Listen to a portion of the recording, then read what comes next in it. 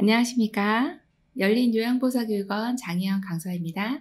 이번 시간에 요양보살 국가고시 대비하여 쪽집게 모의고사 필기 영역 준비했습니다. 열심히 공부하셔서 모두 합격하시기 바랍니다. 지금부터 보겠습니다.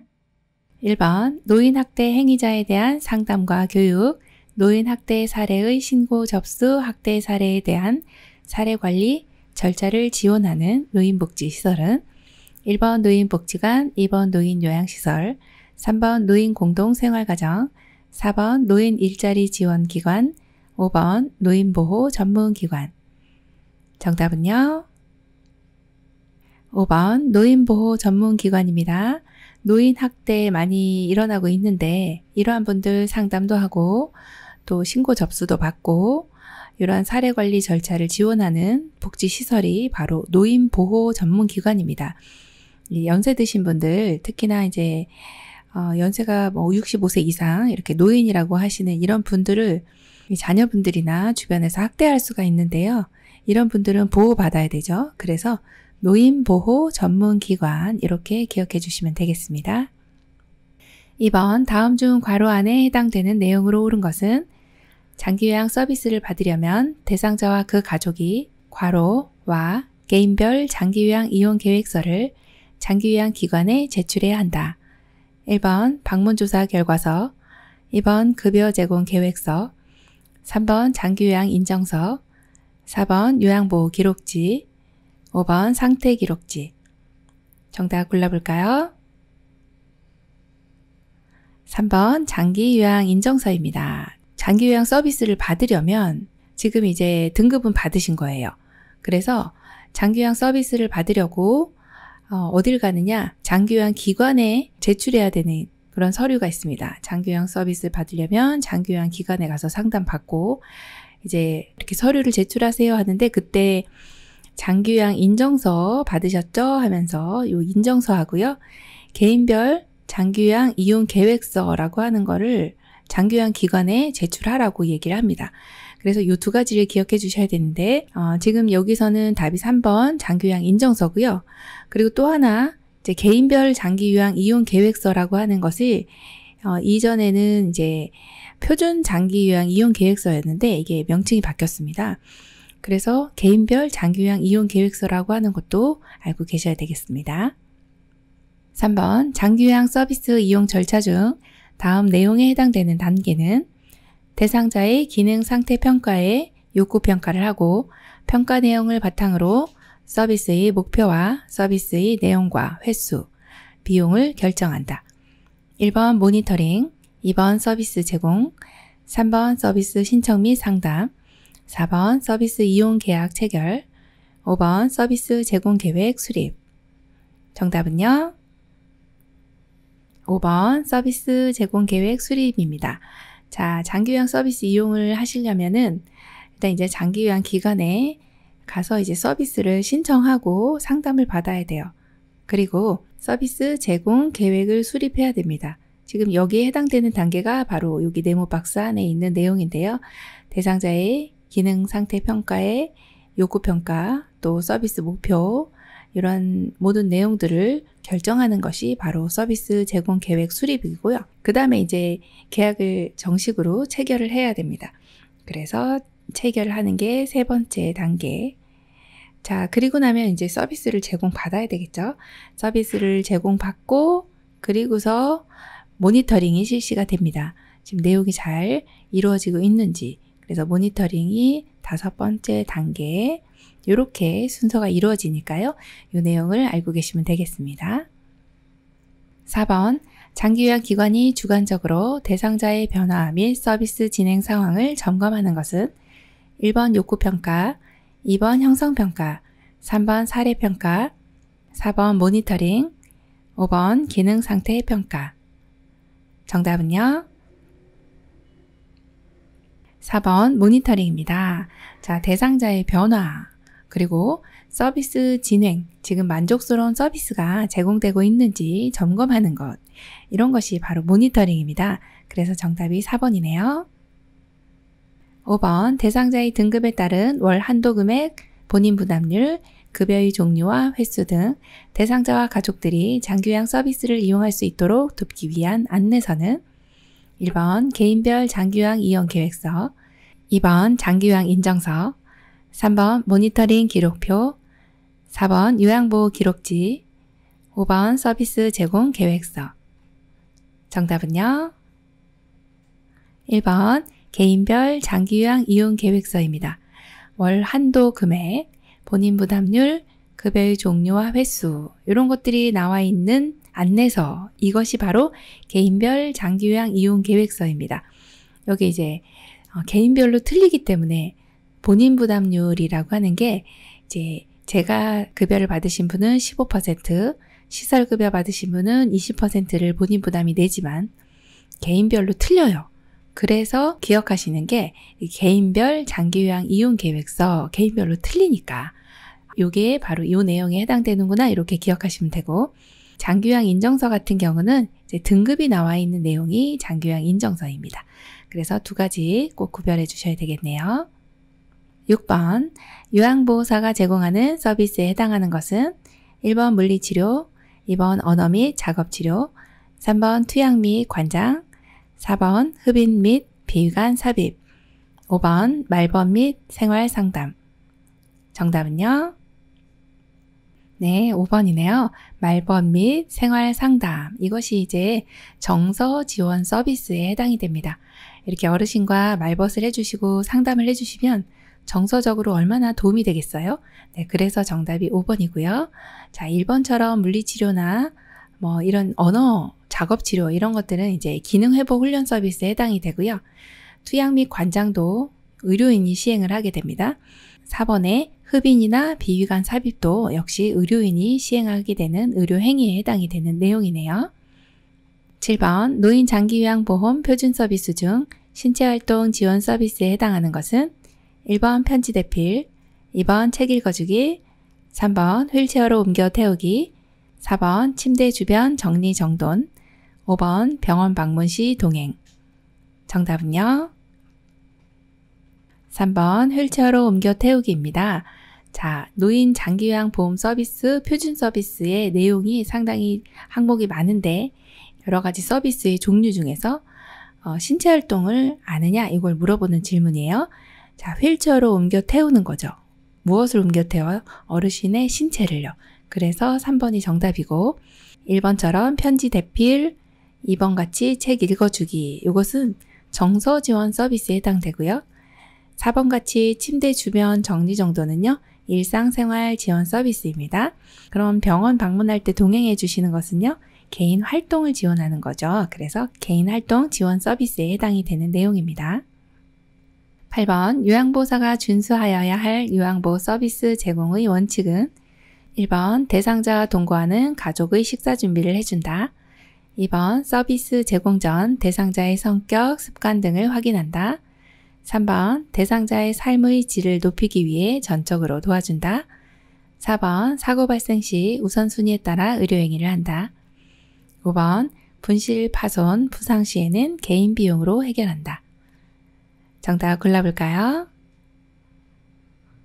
2번 서비스 제공 전 대상자의 성격, 습관 등을 확인한다. 이런 내용을 확인해 주시면 어르신을 요양보호 제공하기가 너무 수월해집니다. 정답 2번이네요. 9번 다음 사례에 해당하는 시설생활 노인의 권리보호를 위한 윤리 강령은 이씨 할머니는 거울을 보면서 내게 묻지도 않고 머리를 이렇게 짧게 잘라버렸어. 나이 먹고 시설에서 생활한다고 사람을 무시하네? 라고 화를 내신다. 1번 신체 구속을 받지 않을 권리, 2번 존엄한 존재로 대우받을 권리, 3번 차별 및 노인 학대를 받지 않을 권리, 4번 개별화된 서비스를 제공받고 선택할 권리, 5번 안락하고 안전한 생활 환경을 제공받을 권리. 정답 골라볼까요? 4번 개별화된 서비스를 제공받고 선택할 권리입니다.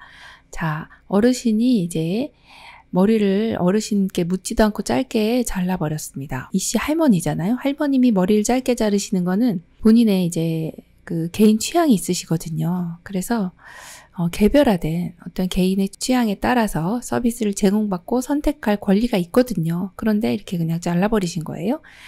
이것이 이제 어떤 권리가 침해당했느냐? 이것은 개별화된 서비스를 제공받고 선택할 권리를 침해당한 거죠. 그래서 이 사례는요, 4번이라고 이렇게 골라주시면 되겠습니다. 10번, 요양보호사의 직업윤리로 옳은 것은 1번, 업무상 알게 된 비밀을 동료와 공유한다. 2번, 등급 판정을 받도록 유도한다. 3번, 노인 학대가 확실한 경우에만 보고한다. 4번, 인종, 연령, 성격에 따라 수준별로 차별 대우한다. 5번, 복장 및 외모 관리 등 자기 관리를 철저히 한다. 정답 골라볼까요? 5번, 복장 및 외모 관리 등 자기 관리를 철저히 한다. 이런 내용은요, 요양보호사의 직업윤리다 그러면 이 직업을 가지고 있으면서 마땅히 해야 할 도리를 직업윤리라고 보거든요. 그래서 복장도 단정히 외적인 위생관리 이런 것도 자기관리를 철저히 건강관리 등 이런 것을 자기관리 철저히 하는 게 우리 또 직업윤리 중에 하나라고 볼 수 있습니다. 정답 5번이네요. 11번 법적인 소송에 휘말리지 않기 위해 준수해야 할 사항으로 옳은 것은 1번 요양보호사의 판단에 따라 서비스를 제공한다. 2번 대상자보다는 보호자의 의견을 우선으로 한다. 3번 대상자의 개인적인 권리를 보호한다. 4번 대상자의 상태는 중요한 것만 기록한다. 5번 간호사에게 보고한 내용은 기록하지 않아도 된다. 정답 골라볼까요? 3번 대상자의 개인적인 권리를 보호한다가 맞네요. 네, 법적인 소송에 이게 휘말릴 수가 있는데 이럴 때는 이렇게 대상자의 개인적인 권리를 보호하는 것이 우리의 역할이라고 보시면 되겠습니다. 네, 정답이 3번입니다. 12번 노인성 질환의 특성으로 옳은 것은 1번 질환에 민감하여 초기 진단이 쉽다. 2번 원인이 명확한 급성질환이 대부분이다. 3번 질환의 재발이 빈번하며 회복이 빠르다. 4번 신장기능 저하로 약물에 둔감하게 반응한다. 5번 노화 과정과 구분하기 어려워 정확한 진단이 어렵다. 정답은요? 5번 노화 과정과 구분하기 어려워 정확한 진단이 어렵다입니다. 노인성 질환은 노화인지 질환인지 이렇게 명확하게 진단을 내리기가 힘듭니다. 구분하기가 어렵다는 거죠. 그리고 1번 같은 경우는 질병에 민감하여 맞습니다. 질병에 민감하다는 거는 질환에 걸리기 쉽다. 이런 내용이 질환에 민감하다. 이렇게 표현합니다. 이건 맞아요. 그런데 자, 초기 진단이 쉬운 건 아닙니다. 초기 진단이 어렵다. 그래서 틀린 내용이고 원인이 명확한 급성 질환이 아니고요. 만성 질환이 대부분입니다. 자, 그 다음 질환이 재발이 빈번하며 이건 맞습니다. 그런데 회복이 빠를까요? 아니요. 그렇진 않죠. 회복이 느립니다. 자, 4번 같은 경우는 신장기능 저하. 네, 맞습니다. 신장기능이 저하돼요. 그런데 약물에 둔감한 것이 아니라 민감하게 반응을 하게 됩니다. 그래서 틀렸네요. 네, 정답이 5번이네요. 13번 노화에 따른 소화기계의 특징 중 영양 부족을 초래하는 이유는 1번 신맛과 쓴맛의 미각 저하, 2번 위액의 산도 증가, 3번 타액과 위액 분비 증가, 4번 지방의 흡수력 증가, 5번 씹는 능력 저하. 정답 골라볼까요? 5번 씹는 능력 저하입니다. 네, 치아가 탈락이 되고 또 없으신 분들은 이제 틀니를 하게 되시는데요. 그렇게 되면 이제 이가 많이 탈락되시기 때문에 잘 못 씹으세요. 그러다 보면 잘 못 씹으시니까 이제 영양 부족을 초래할 수 있구나 이렇게 생각하시면 됩니다. 자, 1번은 왜 틀렸을까요? 신맛이나 쓴맛은 점점 많이 느끼게 되면서 입맛이 없어집니다. 자, 위액의 산도도 저하가 됩니다. 그래서 소화 능력이 많이 떨어지시고요. 타액과 위액 분비도 역시 저하됩니다. 소화가 잘 안 되시는 거예요. 지방의 흡수력은 저하가 되는 내용입니다. 그래서 여기서의 정답은 5번으로 골라주시면 되겠습니다. 14번 다음 증상이 나타나는 질환의 감염을 예방하는 방법은 호흡기 비말을 통해 사람에게 사람으로 전파된다. 갑작스러운 발열과 두통이 생긴다. 전신 쇠약감, 인후통, 근육통이 나타난다. 1번 뜨거운 물로 옷을 세탁하고 목욕을 자주 한다. 2번 매년 1회 인플루엔자 백신을 맞는다. 3번 주기적으로 간 기능 검사와 객단 검사를 받는다. 4번 신체 접촉이 있었던 모든 사람은 동시에 치료받는다. 5번 흉부 방사선 촬영을 통해 감염 여부를 확인한다. 정답 골라볼까요? 2번 매년 1회 인플루엔자 백신을 맞는다입니다. 자, 요 다음과 같은 네모 박스 안에 들어있는 이러한 질환은 어떤 질환일까요? 호흡기 비발을 통해 사람에게 사람으로 전염되고 또 갑자기 발열이 생기고 또 전신 쇠약감, 인후통, 근육통, 독감입니다. 인플루엔자 바이러스에 의해서 감염이 나타나는 이 감염을 예방하기 위해서는 어떻게 될까요? 2번이 정답이죠. 매년 1회 인플루엔자 백신을 맞아주시면 됩니다. 일단은 예방하기 위해서는 어떻게 해요? 예방접종을 맞습니다. 굉장히 좋은 내용입니다. 그리고 시험에도 많이 나오는 내용이니까요. 이 내용은 기억을 좀 해주셔야 되겠습니다. 15번 기도의 만성 염증성 질환으로 숨을 내쉴 때 쌕쌕거리는 소리가 나는 호흡기 질환은 1번 천식, 2번 폐렴, 3번 폐암, 4번 폐결핵, 5번 만성기관지염. 정답 골라볼까요? 1번 천식이네요. 네, 기도의 만성 염증성 질환입니다. 기도라고 하면 공기 다니는 길입니다. 기도. 그래서 숨을 쉴 때 들어가고 나가고 하는 길이 바로 기도예요. 그런데 숨을 내쉴 때 쌕쌕거리는 소리가 난대요. 기도의 만성적 염증은 지금 공기 다니는 길이 이렇게 기도가 있고 또 이렇게 코를 통해서 이렇게 공기가 들어가면 기도를 통해서 이렇게 폐로 내려가게 됩니다. 자, 이럴 때 지금 기도의 만성 염증성 질환이라 그러면 기도가 이렇게 지금 과민 반응을 보이면서 부어 있는 상태예요. 그리고 숨을 내쉴 때요. 들어갈 때는 어떻게 이렇게 훅 하고 들어가는데 나올 때요. 여기 이제 이렇게 부종이 있는 이 부분하고 이렇게 부딪히면서 내쉴 때 쌕쌕거리는 소리가 납니다. 그러한 특징적인 질환이 바로 이제 천식이라고 보시면 돼요.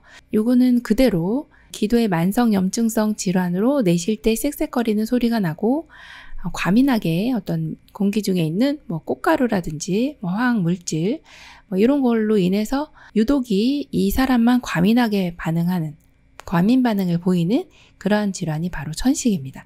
정답이 1번이네요. 16번 빈혈이 있는 대상자가 갑자기 어지럼증을 호소할 때 올바른 대처 방법은 1번 차가운 물을 마시게 한다. 2번 심호흡을 크게 하도록 한다. 3번 곧바로 바닥에 주저앉힌다. 4번 비타민C 음료를 마시게 한다. 5번 함께 스트레칭을 한다. 정답 골라볼까요? 3번 곧바로 바닥에 주저앉힌다입니다. 자, 빈혈이 있다. 이건 이제 피가 모자르는 건데요. 빈혈이 있는 대상자는 이렇게 어지러울 수 있어요. 그럴 때 넘어지면서 낙상을 일으키면서 머리가 다친다든지 이렇게 신체 손상이 일어납니다. 낙상을 하게 되는 거죠. 자, 이것을 예방하기 위해서는 그냥 너무 어지러우니까 뇌까지 산소 공급이 안 되니까 이 피가 잘 모자른 거잖아요. 그래서 바닥에 이렇게 앉혀주시면 바로 앉혀주시면 어지럼증이 좀 해소가 됩니다. 그래서 정답을 3번으로 골라주시면 됩니다.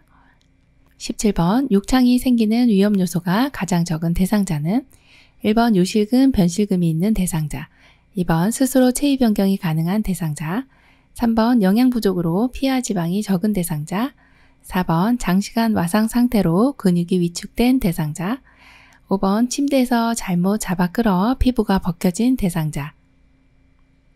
정답은요? 2번입니다. 자, 여기 문제 잘 보셔야 돼요. 욕창이 생기는 위험 요소가요. 적은 대상자예요. 적은. 그러면 이분들은 욕창이 거의 안 생길 거다. 어떤 분이 안 생겨요? 스스로 체위 변경도 하고 이동도 하고 스스로 이렇게 움직이는 분들은요. 욕창이 잘 안 생깁니다. 그렇게 기억을 해주시면 되겠고 나머지 1, 3, 4, 5번은요. 욕창 위험 요소가 있는 분들입니다. 그렇게 보시면 되겠습니다. 18번 욕창을 예방하는 방법으로 옳은 것은 1번 둔부에 도넛 베개를 대주어 혈액순환을 돕는다. 2번 물티슈로 닦아주고 파우더를 사용하여 건조시킨다. 3번 피부에 묻은 오염물질은 미지근한 물로 씻고 말린다. 4번 휠체어에서는 2시간마다 자세를 바꿔준다. 5번 단백질이 적은 음식을 섭취해야 한다. 정답 골라볼까요? 3번 피부에 묻은 오염물질은 미지근한 물로 씻고 말린다. 이게 정답입니다. 네, 욕창을 예방하는 것도 중요합니다. 자, 피부에 오염물질 묻었네요. 그러면 이렇게 미지근한 물로 씻고 말려주는 거는 너무 잘해주셨어요. 뜨거운 물 이렇게 사용하시면 오히려 손상됩니다. 미지근한 물 잘해주셨고, 예방하기 위해서는 나머지는 해서는 안 되는 내용들입니다. 한번 볼게요. 둔부에 도넛백에 이거 안 됩니다. 자, 도넛백에 오히려 순환이 저해되고요. 물티슈로 닦아주고, 자, 파우더 사용했네요. 파우더 안 됩니다. 땅구멍을 막기 때문에 안 되고. 자, 4번 같은 경우에 휠체어에서 지금 앉아있네요. 그럼 자세 바꿔줄 때는 1시간마다 이렇게 기억해 주셔야 되고요. 5번 같은 경우에 단백질이 적은 음식 아니고 단백질이 풍부한 음식. 이걸 드셔야 돼요. 왜 그럴까요? 단백질은 피부를 재생시켜 주는데 꼭 필요한 그런 영양 성분이기 때문에 단백질은 특히 욕창을 예방하기 위해서는 충분히 섭취해 주시는 게 좋다. 이렇게 봅니다. 19번 대상포진에 관련된 설명으로 옳은 것은 1번 1에서 2주면 통증이 없어진다. 2번 세균성 질환이므로 피부를 청결하게 유지한다. 3번 과거의 풍진을 앓았던 사람에게 주로 발생한다. 4번 몸 전체의 작은 물집과 가려움증이 나타난다. 5번 물집이 나타나기 전 감기 기운과 함께 일정 부위에 심한 통증이 느껴진다. 정답 골라볼까요? 5번 물집이 나타나기 전 감기 기운과 함께 일정 부위에 심한 통증이 느껴진다가 정답입니다. 자, 대상포진은 예전에 이제 수두를 앓으셨던 분이 신경절에 이 수두 바이러스가 남아있다가 면역이 떨어지면서 스물스물 올라와서요. 몸통 같은 쪽에 이렇게 띠 모양을 형성하면서 가려움증, 물집 이런 것들을 동반하고요. 그리고 이제 가피를 형성하면서 낫는데요. 통증이 좀 많아요. 그래서 1번 보시면 1주에서 2주면 통증이 없어지면 좋겠지만 이렇게 조금 더 오래 가는 경우가 많습니다. 그래서 신경통은 수개월에서 1년 이상 가기도 하고요. 자, 2번 같이 세균성 질환 아니고요. 바이러스성 질환 이렇게 기억해 주시고, 과거에 풍진을 앓았던 사람 아니고요. 과거에 수두를 앓았던 사람에게 주로 발생하는 게 맞습니다. 자, 4번은 약간 헷갈리실 수 있는데 몸 전체가 아니고요. 몸의 한쪽에 이렇게 띠를 형성하면서 물집 혹은 가려움증을 동반하게 됩니다. 그래서 정답이 5번이네요. 20번 대상자가 옴에 감염되었을 때 대처 방법은 1번 혈액순환을 위해 체위 변경을 자주 한다. 2번 적절한 영양과 휴식으로 면역력을 강화한다. 3번 피부에 로션이나 오일을 충분히 발라준다. 4번 진통제를 사용하여 통증을 줄이고 냉찜질을 한다. 5번 감염된 사람이나 침구, 옷, 수건 등과의 접촉을 금한다. 정답은요? 5번 감염된 사람이나 침구, 옷, 수건 등과의 접촉을 금한다 입니다. 대상자가 옴에 감염됐을 때요. 우리도 역시 이 대상자와 접촉을 하게 되면 우리도 사람 대 사람으로 감염되기 때문에 사람과 접촉했을 때도 감염될 수 있으니까 조심하셔야 되고, 특히나 침구나 옷, 수건, 사람도 사람 대 사람으로 감염되고 이 대상자가 쓴 옷이나 수건과도 접촉을 하면 감염이 돼요. 그래서 이제 조심을 하셔야 돼요. 접촉을 금한다. 그래서 정답이 5번이고, 여기에 보시면 이제 옴 진드기라고 요게 이제 사진에 보이는 요 진드기가 피부에 이제 굴을 뚫어서 여기서 이제 이렇게 서식을 하게 되는데, 주로 이제 손가락, 마디 사이 혹은 이제 겨드랑이, 사타구니 이런데 이렇게 겹치는 부분에 주로 많이 생기고요. 그리고 이제 이동을 주로 밤에 하고, 또 알도 밤에 까고, 또 분비물도 밤에 배출을 하기 때문에 주로 굉장히 밤에 가려워요. 밤에 가려우니까 이제 밤에 긁으시는 분은 이제 옴이라고 의심을 하시면 되고, 접촉을 하였다 그러면 접촉했던 가족이나 혹은 요양보호사님, 접촉했던 사람은 모두 함께 치료한다. 이런 내용들이 시험에 많이 나오고 있습니다. 21번 수정체의 황화현상으로 색의 식별 능력이 떨어진 노인이 구별하기 어려운 색은 1번 빨간색, 초록색, 2번 보라색, 남색, 3번 빨간색, 노란색, 4번 검정색, 흰색, 5번 노란색, 남색. 정답은요? 2번 보라색, 남색입니다. 자, 수정체의 황화현상은 또 뭘까요? 지금 이걸 알아야 문제를 푸는데요. 수정체라고 하면 눈이 지금 안구가 여기 이렇게 지금 눈동자가 있죠. 자, 요 눈동자 이 부분이 여기에 해당하는 부분입니다. 여기가 지금 황화현상이래요. 이건 노화의 일종이거든요. 황화현상이다. 그럼 여기가요. 이렇게 셀로판지 끼워놓은 것처럼 여기가 이렇게 노랗게 황화현상을 일으키는 거죠. 그러면 색깔 잘 구분을 못하는 거예요. 여기에 우리가 예를 들어 셀로판지를 여기 이렇게 대고 있다고 생각해 보세요. 그럼 색깔 구별 잘 안 되겠죠. 그게 바로 이제 황화현상입니다. 보라색이나 남색 구별이 힘들어지는 것, 이것이 바로 이제 수정체 황화현상이고요. 또 하나 이 수정체에 백태가 끼는 질환이 있습니다. 요거는 백내장이라고 합니다. 그렇게 되면은 여기 수정체가 이렇게 색깔이 뿌옇게 변하게 되죠. 그것을 이제 백내장이라고 합니다. 그거는 노인성 안구 질환으로 되는 거고요. 지금 여기 나와 있는 내용은 수정체 황화현상은 노화로 인해서 오는 내용입니다. 그래서 두 가지 구별해 주시면 되겠습니다. 22번 당뇨병을 앓고 있는 대상자의 운동요법으로 옳은 것은 1번 공복식 운동을 할 때에는 고혈당에 대비한다. 2번 운동 전에 경구용 혈당 강화제를 먹고 운동한다. 3번 혈당이 300mg/dL 이상일 때 운동을 시작한다. 4번 식후 30분에서 1시간경에 30분 이상 운동한다. 5번 맨발로 산책하기 등 쉬운 운동을 무리하지 않는다. 정답 골라볼까요? 4번 식후 30분에서 1시간경에 30분 이상 운동한다. 이 내용 너무 좋은 내용입니다. 왜냐하면 이제 당뇨병을 앓고 있는 대상자는 운동을 하게 되면 혈당이 떨어지는 효과가 있습니다. 그래서 이 혈중 내에 있는 당이 이 시간, 지금 식후 30분 정도에서 1시간 정도 되면 혈관 내에 포도당이 이제 증가하기 시작한데 포도당 수치가 이제 올라가기 시작합니다. 그럼 여기에 이제 자리 잡고 있는 이러한 포도당들이 이제 쓰여져야 되죠. 그래서 세포 내로 이동을 해서 당이 떨어지게 하는 이러한 호르몬들을 인슐린이라고 하죠. 자, 인슐린이 분비가 되면 이제 혈관 벽에 이렇게 이동하기 쉽도록 어떤 이제 장치를 만들어 줍니다.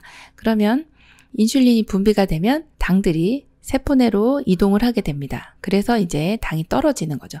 그럼 인슐린의 역할은요, 당을 떨어뜨려주는 호르몬이다. 이렇게 보시면 됩니다. 그런데 당뇨병이신 분들은 인슐린이 이제 당을 제대로 써주지를 못하기 때문에 인슐린 분비가 떨어지고 인슐린 분비가 저하되면 당을 잘 못 써줍니다. 그렇게 되면은 이제 혈중 내에 당이 올라가게 되죠. 그러면 이렇게 올라가 있는 당을 내보내야지라고 하면서 소변으로 나가게 됩니다. 이게 이제 당뇨병인데요. 그런데 운동을 하게 되면 이러한 당내성이 좋아지게 됩니다. 그래서 식후 이렇게 당이 올라갔을 때 운동을 해주면 당내성이 좋아진다. 당내성이 좋아진다는 거는 포도당이 세포 내로 이동을 잘한다. 결국엔 당을 떨어뜨려주는 효과가 있다. 이렇게 보시면 되겠습니다. 정답이 4번이네요. 23번 선망에 대한 설명으로 옳은 것은 1번 주의 집중이 매우 떨어진다. 2번 대부분 만성으로 진행한다. 3번 수면 양상이 규칙적이다.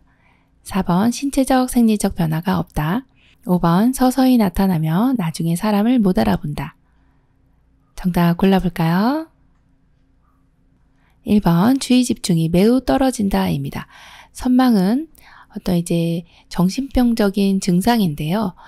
주로 이제 어르신들이 치매 오면서도 오기도 하고 이 선망 증상이 전해질 불균형으로도 나타나기도 하는데 이 증상이 어떤 거냐면 이제 환각 증상 같은 거 있죠. 환각 또는 환청, 환시 이런 것들. 어르신들은 실제로 보고 듣고 느끼고 이러시기 때문에 주의 집중이 너무 떨어집니다. 왜냐? 창밖에서 친구가 막 부르는 거예요. 그리고 김장을 막 하기도 하시고 뱀이 막 들어오기도 하고 강하네. 뭐 이런 일들이 수시로 일어나기 때문에 주의 집중이 매우 떨어진다. 이걸로 골라주시면 되고요.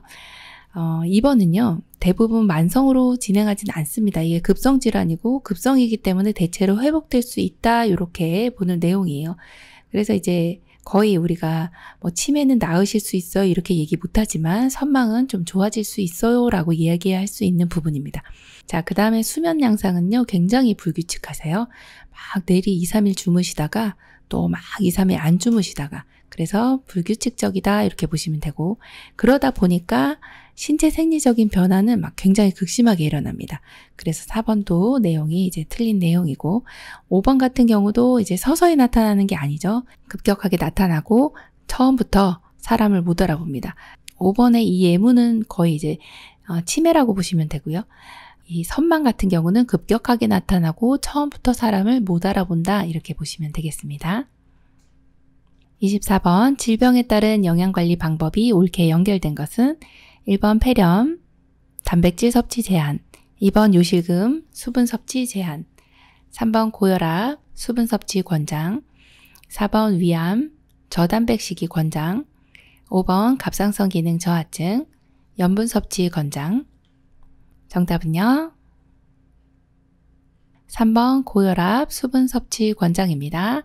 자, 혈압이 높아요. 그래서 이 수분 섭취를 혈압이 높은데 수분 섭취를 권장해야 되나요? 이렇게 의문을 가지실 수가 있습니다. 그런데요. 혈압이 높으신 분들 같은 경우에 이제 혈전이 생길 수도 있고 그래서 이런 분들은 수분 섭취를 권장해 주셔서 혈액의 점도도 낮춰주고 그리고 혈전이 생기지 않도록 하기 위해서는요. 물을 충분히 드셔주셔야 됩니다. 그래서 3번으로 골라주시면 되겠습니다.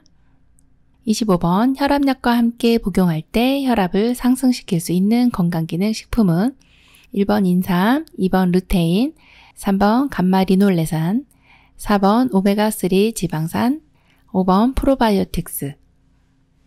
정답 골라볼까요? 1번 인삼입니다. 혈압약과 함께 인삼을 드시면 혈압이 올라갑니다. 이 내용은 많이들 아시는 내용이라 인삼이 좀 열이 많은 식품이다 이렇게 알고 계시잖아요. 그래서 혈압도 올라갈 수 있습니다. 자, 루테인 같은 경우는 눈의 망막 내에 황반 구성 물질입니다. 그래서 요거는 이제 눈의 영양을 위해서는 드셔주시면 좋고요. 감마리놀레산 같은 경우는 항혈전제하고 같이 복용하면 약효가 너무 과해질 수 있습니다. 그리고 오메가3 같은 경우는 지방 응고 억제제와 복용하면 약효가 떨어질 수 있고요. 프로바이오틱스 같은 경우는 항생제와 복용하면 약효가 감소될 수 있습니다. 이러한 상쇄작용이 나타날 수 있으니까 이 내용도 한번 읽어보시고 체크해 주시면 좋겠네요. 26번 65세 이상 노인이 반드시 맞아야 하는 예방접종 감염병은 1번 수두, 2번 홍역, 3번 풍진, 4번 폐결핵, 5번 폐렴구균. 정답은요? 5번 폐렴구균입니다. 65세 이상이면 1회만 접종하셔도 되고요. 폐렴이 우리나라 전체 사망률의 3위에 올라가 있습니다. 굉장히 사망률이 높습니다. 그래서 폐렴구균 예방주사는 반드시 맞아주셔야 되겠습니다. 27번 맛과 영양이 변하지 않게 보관하는 방법으로 올바르게 연결된 것은 1번 포도 실온 보관, 2번 망고 실온 보관, 3번 복숭아 냉장 보관, 4번 블루베리 실온 보관, 5번 아보카도 냉장 보관. 정답은요? 2번 망고 실온 보관입니다. 맛과 영양이 변하지 않게 실온에다 보관해도 잘 익어가는 후속 과일, 토마토, 복숭아, 키위, 망고 이런 것들이 이제 후속 과일인데요. 실온에 보관하시면 맛과 영양이 변하지 않게 보관할 수 있습니다. 그래서 2번이 정답이고요. 포도는요, 냉장 보관하는 게 좋습니다. 복숭아는요, 실온이고요. 블루베리는요, 냉장 같은 경우는 10일 이내에 또 냉동을 시켜서 많이 드시죠. 자, 아보카도 같은 경우도 실온에다 보관하시는 게 좋겠습니다. 28번 당뇨병 대상자의 혈당 조절과 비만의 치료와 예방에 도움이 되는 식품은 1번 수박, 2번 찹쌀밥, 3번 고구마, 4번 양배추, 5번 늙은 호박. 정답은요? 4번 양배추입니다. 자, 혈당 조절, 비만 치료 예방. 자, 여기 이제 당뇨병 대상자는 사실 이제 식이요법이 굉장히 중요하잖아요. 이때 이제 우리가 식품을 갑자기 당이 올라가지 않도록 혈당 조절을 해야 됩니다. 그래서 혈당 지수가 낮은 식품을 드셔야 되는데 이제 55 미만인 경우를 이제 혈당 지수가 GI 지수가 낮은 식품이다 이렇게 보고요. 한 70이 넘어가네 그러면 좀 높다 이렇게 보는데 여기서 가장 낮은 것은 양배추예요. 26입니다. 수박도 조금 높습니다. 72. 찹쌀밥도 92나 되고요. 고구마도 61이네요. 자, 늙은 호박도 75예요. 그래서 이 혈당 지수를 알면 당뇨 대상자들은 혈당 조절하는데 조금 수월합니다. 그래서 양배추를 드셔주시면 당뇨병 대상자가 식이요법 할 때 상당히 도움이 되는 식품이군요. 이렇게 볼 수가 있네요. 29번 낙상 예방을 위한 안전한 환경 조성 방법으로 옳은 것은 1번 계단보다는 완만한 경사로를 설치한다. 2번 화장실 바닥에 물을 뿌려 습도를 조절한다. 3번 가능하면 모든 방과 현관의 문턱을 낮춘다. 4번 계단 난간을 없애고 작은 깔개를 깔아둔다. 5번 취침 시 침대 높이를 최대한 높이고 난간은 내린다. 정답은요? 1번 계단보다는 완만한 경사로를 설치한다 입니다. 계단 내려갈 때 낙상하기가 쉽습니다. 그래서 경사로 설치해 주시면 되겠고요. 2번 같은 경우는요 정말 위험합니다. 안 그래도 이제 낙상이 일어나기 쉬운 곳이 화장실인데 물까지 뿌리시면 미끄럽습니다. 안 되고요. 3번도 보시면 가능하면 모든 방과 현관의 문턱을 낮춘다. 이걸 혹시 정답으로 고르셨을 수도 있는데 문턱은 낮추는 게 아니라 없앤다로 골라주셔야 됩니다. 자, 4번 같은 경우 계단 난간을 없애고 지금 난간을 없애면 어디를 잡고 내려갈까요? 안 되고요. 없애는 거 안 되고 깔개도요. 이렇게 작은 깔개 깔아두면 위험합니다. 자, 5번 같은 경우 취침 시에는 침대 높이는 최대한 어떻게 해야 돼요? 낮춰야 되겠죠. 그리고 난간은요. 올려주셔야 되겠네요. 네, 그래서 정답이 1번이네요. 30번 비언어적 의사소통 기법으로 옳은 것은 1번 대상자보다 높거나 낮은 눈높이, 2번 대상자를 향해 약간 기울인 자세, 3번 시선을 멀리 한 곳에 고정하는 것, 4번 지나치게 머리를 끄덕임, 5번 팔짱 끼고 옆으로 비껴 앉는 자세. 정답 골라볼까요? 2번 대상자를 향해 약간 기울인 자세. 자, 비언어적인 의사소통은요, 메라비언의 법칙으로 언어적인 것보다도 더 많이 의사소통의 기법으로 효과가 훨씬 더 많이 미쳐질 수 있다라고 보는 게 이러한 비언어적인 의사소통입니다. 이때 이제 대상자를 향해서 약간 기울인 자세는 경청이라는 자세잖아요. 경청을 하는.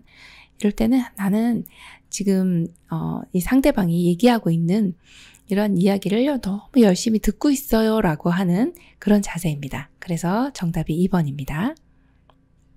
31번 대상자와 대화할 때 효과적인 듣기를 방해하는 경우는 1번 상대방이 말을 가로채지 않는다. 2번 의견이 다르더라도 일단 수용한다. 3번 상대방이 말하는 동안 미리 대답을 준비한다. 4번 오감을 동원해 적극적으로 듣는다. 5번 시선을 맞추며 상대방이 말하는 의미를 이해한다. 정답 골라볼까요? 정답은요? 3번. 네, 상대방이 말하는 동안 미리 대답을 준비하는 거예요. 우리 말은 끝까지 들어야 되는데, 그쵸? 그래서 네, 이거 방해하는 겁니다. 효과적인 듣기를 방해하는 경우 3번 상대방이 말하는 동안 대답 미리 준비하시면 안 됩니다. 네, 끝까지 기다리셨다가 응대를 해주시면 되겠습니다. 32번 시각장애 대상자와 의사소통하는 방법으로 옳은 것은 1번 대상자의 바로 옆에서 이야기한다. 2번 이미지 전달이 어려운 사물은 자세히 설명한다. 3번 이쪽 저쪽 등의 지시대명사를 사용하여 설명한다.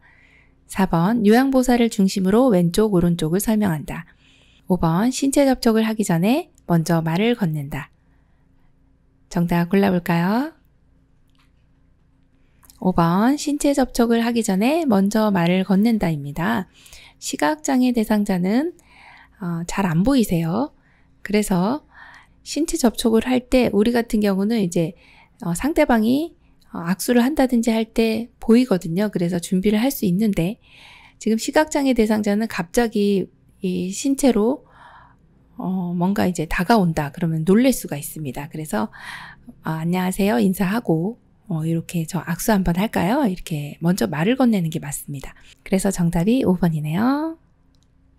33번 진압력 장애가 있는 대상자와 대화하는 방법으로 옳은 것은 1번 대상자를 일관성 없이 대한다. 2번 대상자에게 규칙을 정하지 않도록 한다. 3번 시간, 장소, 사람 등을 자주 인식시킨다. 4번 낮 동안에는 기본 정보를 자주 바꿔준다. 5번 별명을 사용하여 친근감 있게 대한다. 정답 골라볼까요? 3번 시간, 장소, 사람 등을 자주 인식시킨다 입니다. 지금 진압력이라고 하는 것이 이 시간, 장소, 사람에 대한 개념입니다. 이런 개념에 어려움이 있는 분들이 진압력 장애가 있다 이렇게 이야기를 합니다. 그러면 이런 분들은 이것을 자주 인식시켜 주는 것이 좋습니다. 지금 10시예요. 간식 드실 시간입니다. 이렇게 저는 누구누구입니다. 혹은 여기는 어디입니다. 이렇게 시간, 장소, 사람 등을 자주 인식시켜 주시면 좋겠네요. 34번 요양보호 기록의 목적으로 옳은 것은 1번 요양보호사의 능력평가, 2번 요양보호 서비스의 질 향상, 3번 대상자와 보호자의 사생활 기록, 4번 대상자의 건강을 진단하고 동료와 공유, 5번 서비스 제공을 평가받고 대가를 지불받기. 정답 골라볼까요? 2번 요양보호 서비스의 질 향상입니다. 자, 요양보호 기록의 목적은요. 요양보호 서비스를 더 잘하기 위해서 기록도 하고 이제 앞으로 어떻게 해야 되겠다라고 이제 우리가 모든 기록을 보고서 서비스의 질을 올려줄 수가 있거든요. 그래서 정답이 2번입니다. 35번 인지기능에 문제가 없는 대상자에게 다음과 같은 인지자극 훈련을 할 때 향상될 수 있는 인지기능은 괄호 안에 공통적으로 들어갈 말을 적어보세요. 아, 수박은 괄호 이 제철입니다. 나 괄호 은 사계절 중 제일 더운 계절입니다. 1번 순발력, 2번 기억력, 3번 표현력, 4번 관찰력, 5번 언어의 유창성. 정답 골라볼까요? 5번 언어의 유창성입니다. 자, 인지기능에 문제가 없는 대상자 이렇게 이런 자극 훈련을 하잖아요. 이것은 이제 언어를 더 많이 유창하게 쓰기 위해서 공통적으로 들어갈 말을 우리가 찾아보는 거거든요. 수박은 여름이 제철입니다. 여름은 사계절 중 제일 더운 계절입니다. 이걸 생각하실 수 있도록 하는 거죠. 그래서 정답이 5번 언어의 유창성 이렇게 골라주시면 되겠습니다. 36번 대상자의 냉장고에 있는 두부조림이 상했을 때 올바른 대처 방법은 1번 대상자 몰래 버린다. 2번 마찰을 피하기 위해 모른 척한다. 3번 상한 부분만 버리고 가열한다. 4번 대상자에게 알리고 즉시 폐기한다. 5번 냉장고의 온도를 점검하고 빠른 시일 내에 먹게 한다. 정답 골라볼까요? 4번입니다. 대상자에게 알리고 즉시 폐기합니다. 지금 같은 경우는 두부조림이 상했기 때문에 절대 드시면 안 되시고 일단은 대상자에게 알리는 것이 좋습니다. 그리고 폐기를 하시는데 만일 대상자가 폐기하기를 원하지 않으시는 경우가 있습니다. 그럴 때는 보호자분께 말씀드리고 그리고서 폐기해 주시면 되겠습니다. 37번 무거운 물건을 들어 올릴 때 허리에 무리가 가지 않는 자세로 옳은 것은 1번 허리를 굽혀 무게중심을 낮춘다. 2번 허리를 굽혔다 펴면서 들어 올린다. 3번 무릎을 펴서 들어 올린다. 4번 두 다리를 모으고 들어 올린다. 5번 순간적인 힘을 이용하여 들어 올린다. 정답 골라볼까요? 정답은요. 3번 무릎을 펴서 들어 올린다입니다. 지금은 물건을 들어 올리는 경우이죠. 허리에 무리가 가지 않게 하기 위해서는 중심점을 낮춰주시는 것은 맞는데 1번처럼 허리를 굽혀서 무게중심을 낮추는 것이 아니라 무릎을 움직여서 낮추고 높이고 이렇게 하는 것이 좋습니다. 그래서 무릎을 펴서 들어 올리는 것이 맞는 내용입니다. 그래서 정답이 3번입니다. 38번 입맛이 없는 대상자의 식욕을 돋우기 위한 방법은 1번 식욕 증진제를 복용하게 한다. 2번 누룽지를 끓여서 제공한다. 3번 고추장 비빔밥을 만들어 제공한다. 4번 밥을 먹겠다고 할 때만 제공한다. 5번 다양한 음식을 조금씩 보기 좋게 담아 제공한다. 정답 골라볼까요? 5번 다양한 음식을 조금씩 보기 좋게 담아 제공합니다. 자, 입맛이 없는 대상자 식욕을 돋우기 위한 방법은 시험에 많이 나옵니다. 어르신의 입맛은 점점 쓴맛을 많이 느끼게 되고 단맛을 잘 못 느끼시기 때문에 입맛이 없어지시기도 하고요. 그리고 또 가만히 누워 계시기 때문에 활동을 안 하시기 때문에 그렇습니다. 자, 그런 경우에는 다양한 음식을 조금씩이라는 표현을 알고 계시면 좋겠습니다. 너무 많이 준비하시면 그 잔칫날입니다. 그래서 조금씩 보기 좋게 담아 그때그때 드시고 또 다음께 준비해드리고 그렇게 하시면 기분도 좋아지시면서 입맛이 돋우는 이러한 상황이 되겠죠. 정답 5번입니다. 39번 대상자에게 식사를 제공할 때 사례를 예방하는 방법은 1번 수분이 적은 음식을 제공한다. 2번 의자 등받이에 등을 펴고 깊숙이 앉힌다. 3번 고개를 뒤로 젖히고 음식을 먹인다. 4번 말을 걸어 음식을 천천히 먹게 한다. 5번 많은 양을 입에 넣고 꼭꼭 씹게 한다. 정답은요? 2번이네요. 의자 등받이에 등을 펴고 깊숙이 앉힌다 입니다. 만약에 깊숙이 앉지 않는 경우는 엉덩이가 이쪽에 위치하게 됩니다. 그러면은 낙상하기 쉽기 때문에 이렇게 깊숙이 앉히는 거 너무 중요하고요. 자, 사례를 예방하기 위해서는 1번 같이 수분이 적은 음식은 마르기 때문에 마른 음식들은 이렇게 사례가 걸리기가 쉽죠. 안 되고요. 3번처럼 음식을 드실 때 고개를 뒤로 젖히는 것은 오히려 음식을 삼키는 것이 어려워집니다. 고개를 약간 앞으로 숙인 상태로 그리고 턱을 뒤로 당깁니다. 이 자세가 가장 좋고 그래야 입이 식도보다 아래 위치하게 돼서 넘어가는데 사례가 걸리지 않고 무리 없이 넘어갈 수가 있겠습니다. 4번처럼 말을 건다 이러면 말씀하시다가 사례가 걸릴 수가 있어서 요건 반드시 주의해 주셔야 되는데 말을 걸지 않는다로 기억을 해 주셔야 됩니다. 자, 5번처럼 많은 양을 넣어주시면 이렇게 씹으실 때 넘어가기도 하고 막 굉장히 불편한 상황입니다. 네, 조금씩 넣어주시면 됩니다. 정답 2번입니다. 40번 누운 자세로 식사를 해야 하는 대상자를 돕는 방법은 1번 숟가락 끝부분을 입술 중앙에 대고 먹인다. 2번 신맛이 강한 음식을 제공하여 입맛을 돋운다. 3번 배 부위와 가슴을 압박하는 옷을 입힌다. 4번 식사 도중 살에 들리면 따뜻한 물을 먹인다. 5번 등에 베개를 대어 옆으로 눕힌 상태에서 음식을 제공한다. 정답 골라볼까요? 5번이네요. 등에 베개를 대어 옆으로 눕힌 상태에서 음식을 제공하는 것이 좋습니다. 누운 자세라 할지라도 옆으로 눕는 것이 훨씬 더 식사하기가 편하시기 때문에 그렇습니다. 1번 같은 경우에 약간 혼돈을 일으키시기가 좋은데 입술 중앙에 대고 먹인다. 이 내용은 중앙이라는 부분이 틀렸습니다. 입술 옆쪽입니다. 우리가 보통은 오른손잡이시죠. 그럼 오른쪽에서 음식이 들어오기 때문에 옆쪽에서 들어오는 것을 편하게 느끼시기 때문에 그렇습니다. 자, 신맛이 강한 음식은 오히려 사례를 유발할 수 있기 때문에 안 드시고 침이 많이 나오면서 살에 걸립니다. 3번 같은 경우는 압박을 하는 옷을 입히면 식사하실 때 굉장히 불편합니다.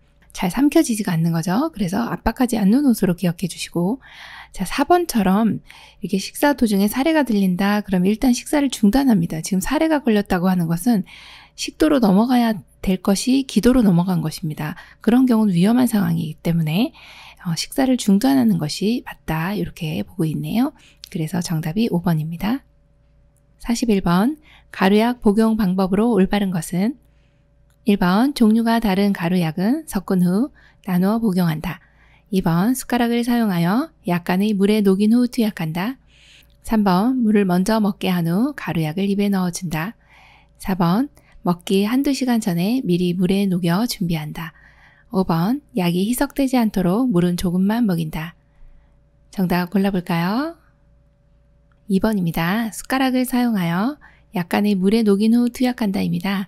우리 어렸을 때도 약을 먹다 보면 어머니께서 이렇게 가루약을 타왔네. 그럼 가루약을 이렇게 놓고 그리고 물을 부어서 살짝 이렇게 녹여가지고 그래서 이렇게 주시잖아요. 그 방법을 생각하시면 됩니다. 그래서 정답이 2번입니다. 42번 물약 복용 방법으로 옳은 것은 1번 약을 따르기 전에 약물을 흔들어 섞는다. 2번 뚜껑의 안쪽이 아래로 향하도록 놓는다. 3번 투약 후 남은 약은 다시 약병에 넣는다. 4번 약병의 라벨이 붙은 쪽으로 약을 따른다. 5번 약 용량이 적을 때에는 숟가락을 이용한다. 정답은요? 1번이네요. 약을 따르기 전에 약물을 흔들어 섞습니다. 왜냐하면 여기 이렇게 농도가 아래쪽은 이렇게 생약 성분 같은 경우는 약간의 가라앉아 있고 윗부분은 이게 농도가 옅을 수 있어요. 그래서 농도를 맞추기 위해서 따르기 전에 약물을 흔들어 주시는 거는 너무 잘해 주셨습니다. 나머지는 굉장히 헷갈리셨을 텐데 자 2번처럼 뚜껑의 안쪽이 아래가 아니라요 위쪽입니다. 자 뚜껑이라고 하면은 이렇게 병에서 이제 뚜껑을 내려놓을 때 요 부분이 지금 안쪽이죠. 여기 요 부분이 요 안쪽이 어떻게 해요? 위로 가게 놓는다. 그래야 오염물들이 묻지 않는 겁니다. 그거 기억해 주시고 3번 같은 경우 투약 후 남은 약은 다시 넣으시면 여기 오염이 됩니다. 그래서 넣지 않는다. 기억해 주시고 4번 같이 라벨이 붙은 쪽으로 약을 따라 주시면 라벨이 여기 이렇게 예를 들어 이제 기침 시럽이다 그러면은 이렇게 약 이름이 있을 겁니다. 이쪽으로 이렇게 따르다 보면 이 약 이름이 지워질 수가 있어요. 그래서 라벨이 붙은 쪽으로 약을 따르는 것이 아니라 반대쪽으로 따른다. 약병에 라벨이 붙은 쪽은요. 붙은 쪽을 손바닥으로 잡은 상태로 따르시는 건 가능합니다. 요거 헷갈리시면 안 되겠어요? 자, 5번은 약 용량이 적을 때에는 숟가락을 이용한다? 아니고요. 용량이 적을 때 양을 측정해야 되기 때문에 양이 적을 때는 바늘을 제거한 주사기에 이렇게 해서 약을 투약해 주시면 되겠습니다. 입안에 조금씩 넣어 주시면 되겠죠. 43번 대상자에게 안연고를 투여하는 방법으로 옳은 것은 1번 멸균솜으로 눈의 바깥쪽에서 안쪽으로 닦아준다. 2번 튜브에서 처음 나오는 것은 거즈로 닦아버린다. 3번 튜브를 동공 위에 놓고 바깥쪽으로 짜넣는다. 4번 연고를 넣은 후 눈을 감고 안구를 가볍게 눌러준다. 5번 눈꺼풀 밖으로 나온 연고는 휴지로 즉시 닦아낸다. 정답 골라볼까요? 2번 튜브에서 처음 나오는 것은 거즈로 닦아버린다 입니다. 혹여나 이제 세균에 오염됐을 수 있기 때문에 이렇게 닦아주시는 게 맞고요. 1번처럼 멸균솜으로 이제 눈을 먼저 닦아주시는데 바깥쪽에서 이렇게 안쪽으로 닦아주시면 안 됩니다. 왜 그럴까요? 자, 이런 경우는 여기가 코고요. 이렇게 닦게 되면 요 안에 이제 비루관이라고 하는 코로 흘러내려가는 관이 있습니다. 이렇게 흘러내려갈 수가 있고 그리고 여기가 감염되기도 하지만 또 반대쪽 눈에 감염이 될 수 있거든요. 그래서 눈은 항상 보호를 해야 되기 때문에 바깥쪽에서 안이 아니라 항상 안쪽에서 바깥쪽으로 이렇게 닦아주시는 거 기억해 주시고요. 3번처럼 튜브를 동공에다 놓고 바깥쪽으로 동공에다 놓고 하지 않고요. 위치가 있습니다. 하안검이라고 하는 아래쪽 눈꺼풀, 아랫 눈꺼풀 혹은 하부 결막낭 해서 안에서 바깥쪽으로 짜주시면 되겠습니다. 동공에 놓지는 않습니다. 자, 4번처럼 연고를 넣은 후 눈을 감고 안구를 가볍게 눌러준다. 그렇지 않습니다. 눈을 감고 그냥 안구를 움직여준다. 이렇게 보시면 되고 자 5번처럼 눈꺼풀 밖으로 나왔네요. 그럼 휴지 아니고 멸균 생리식염수에 적신 멸균솜으로 바깥에 나온 부분만 닦아주시면 됩니다. 44번 대상자가 화장실에서 배변을 볼 때 유황보호사의 도움을 부담스러워하는 경우 대처 방법은 1번 문을 열어놓고 밖에서 기다린다. 2번 안전을 위해 끝까지 옆에서 지켜본다. 3번 대상자가 처리할 수 있는 부분은 스스로 하게 한다. 4번 용변이 끝날 때까지 다른 업무를 수행하러 간다. 5번 조명을 어둡게 하고 음악을 틀어 편안하게 배설하게 한다. 정답 골라볼까요? 3번이네요. 대상자가 처리할 수 있는 부분은 스스로 하게 하고 남은 부분, 안 되는 부분만 우리가 도와주신 내용은 너무 잘해주셨습니다. 정답 3번이네요. 45번 대상자의 침상 배설을 돕는 방법으로 옳은 것은 1번 변이가 생기기 전에 미리 변기를 대어준다. 2번 배에 힘을 주기 쉽도록 반드시 누운 자세를 취한다. 3번 옆으로 돌려눕힌 자세로 배설을 하도록 돕는다. 4번 대상자가 협조할 수 없으면 기저귀를 채운다. 5번 복부 마사지를 하여 장운동이 활발하게 한다. 정답 골라볼까요? 5번 복부 마사지를 하여 장운동이 활발하게 한다 입니다. 침상에서 배설하는 경우는 간이변기를 사용하실 겁니다. 간이변기는 일어나지 못하는 경우, 꼭 침상에서 해야 되는 경우 이렇게 오른쪽에 그림처럼 이러한 간이변기를 사용하게 됩니다. 뚜껑이 달려 있고요. 그리고 이렇게 넓적하게 생겨진 부분, 이렇게 낮은 부분이 엉덩이로 가게 됩니다. 그리고 안에 여성분들 같은 경우는 안에다가 휴지를 좀 깔아주시면 좋고 앞부분에도 살짝 덮어주시면 이렇게 튀지 않아서 좋습니다. 자, 침상에서 배설하는 경우라 할지라도 이 장운동이 활발하게 해주시면 배변 활동이 원활하게 돼서 좋고요. 자, 그리고 1번처럼 변이가 생기기 전에 지금 딱 얼굴 보니까 화장실 갈 것 같으세요? 그러면서 이렇게 미리 대준다? 이건 말도 안 되는 소리고요. 자, 2번처럼 배에 힘을 주기 쉽도록 반드시 누운 자세, 누워서 일 보셔본 적 있으신지 모르겠지만 정말 힘이 주어지지 않습니다. 예, 누운 자세 아니고요. 상체를 세워주시면 훨씬 더 일 보기가 편하세요. 그래서 이 자세보다는 위로 이렇게 상체를 올려주시는 것이 훨씬 좋고요. 여기 3번도 역시 옆으로 돌려눕힌 자세보다는 이렇게 앉아주신 자세 좋습니다. 4번처럼 대상자 협조할 수 없다고 해서 이렇게 기저귀를 채워주시는 것은 안 되는 내용입니다. 46번 배설이 어려울 때 미지근한 물을 항문이나 요도에 흘려주는 이유는 1번 통증을 줄여주기 위해, 2번 냄새를 제거하기 위해, 3번 수치심을 줄여주기 위해, 4번 배변 후 쉽게 닦기 위해, 5번 관략근을 이완시켜 변이를 자극하기 위해. 정답 골라볼까요? 5번입니다. 관략근을 이완시켜 변이를 자극하기 위해서입니다. 관략근이라고 하는 거 많이 들어보셨을 텐데 생소하신 분들은 설명을 좀 드리겠습니다. 여기 이제 방광이 있고요. 자, 방광이라고 하는 것은 아랫배, 즉 배꼽 아래쪽에 꾹 눌러보시면 화장실 가고 싶다는 생각이 듭니다. 소변 보고 싶네. 방광 안에 이렇게 소변이 고이게 되면 방광에서 요 의를 느끼게 됩니다. 화장실 가고 싶네. 소변 보고 싶네. 이렇게 어느 정도 일정량이 차면은 우리가 화장실 가고 싶잖아요. 그게 요의라고 하는 것입니다. 그런데 그때 화장실 가시면 어떤 현상이 일어나느냐. 여기에 방광에 있는 근육들이 쫙 짜줍니다. 왜요? 소변이 나가야 되니까. 이렇게 꽉꽉 눌러서 짜주고, 그리고 방광 주변에 있는 요 관략근이라고 하는 요 주변에 근육들이 있습니다. 이때 화장실을 가게 되면 방광은 이렇게 수축을 하게 됩니다. 쫙 안에 있는 내용물들을 밖으로 내보내줘야 되기 때문에 방광의 근육들이 이렇게 수축을 하게 되고, 그러면 방광 주변에 있는 근육, 즉 관략근이라고 하는 것은 이완이 돼야 됩니다. 이렇게 쫙 이렇게 편안하게 해줘야 나오죠. 지금 관략근이 항상 수축이 돼 있기 때문에 우리가 소변이 새지 않는 거예요. 근데 이제 화장실 가게 되면 이게 이완을 하면서 이 안에 있는 소변을 밖으로 쭉 내보내주게 되는 역할을 합니다. 자, 그러면 지금 여기서 배설이 어려운 대상자잖아요. 지금 어렵기 때문에 뭔가 도움이 필요해요. 어떤 도움이요? 네, 관략근을 이완시켜주면 소변 보시기가 쉽다는 거죠.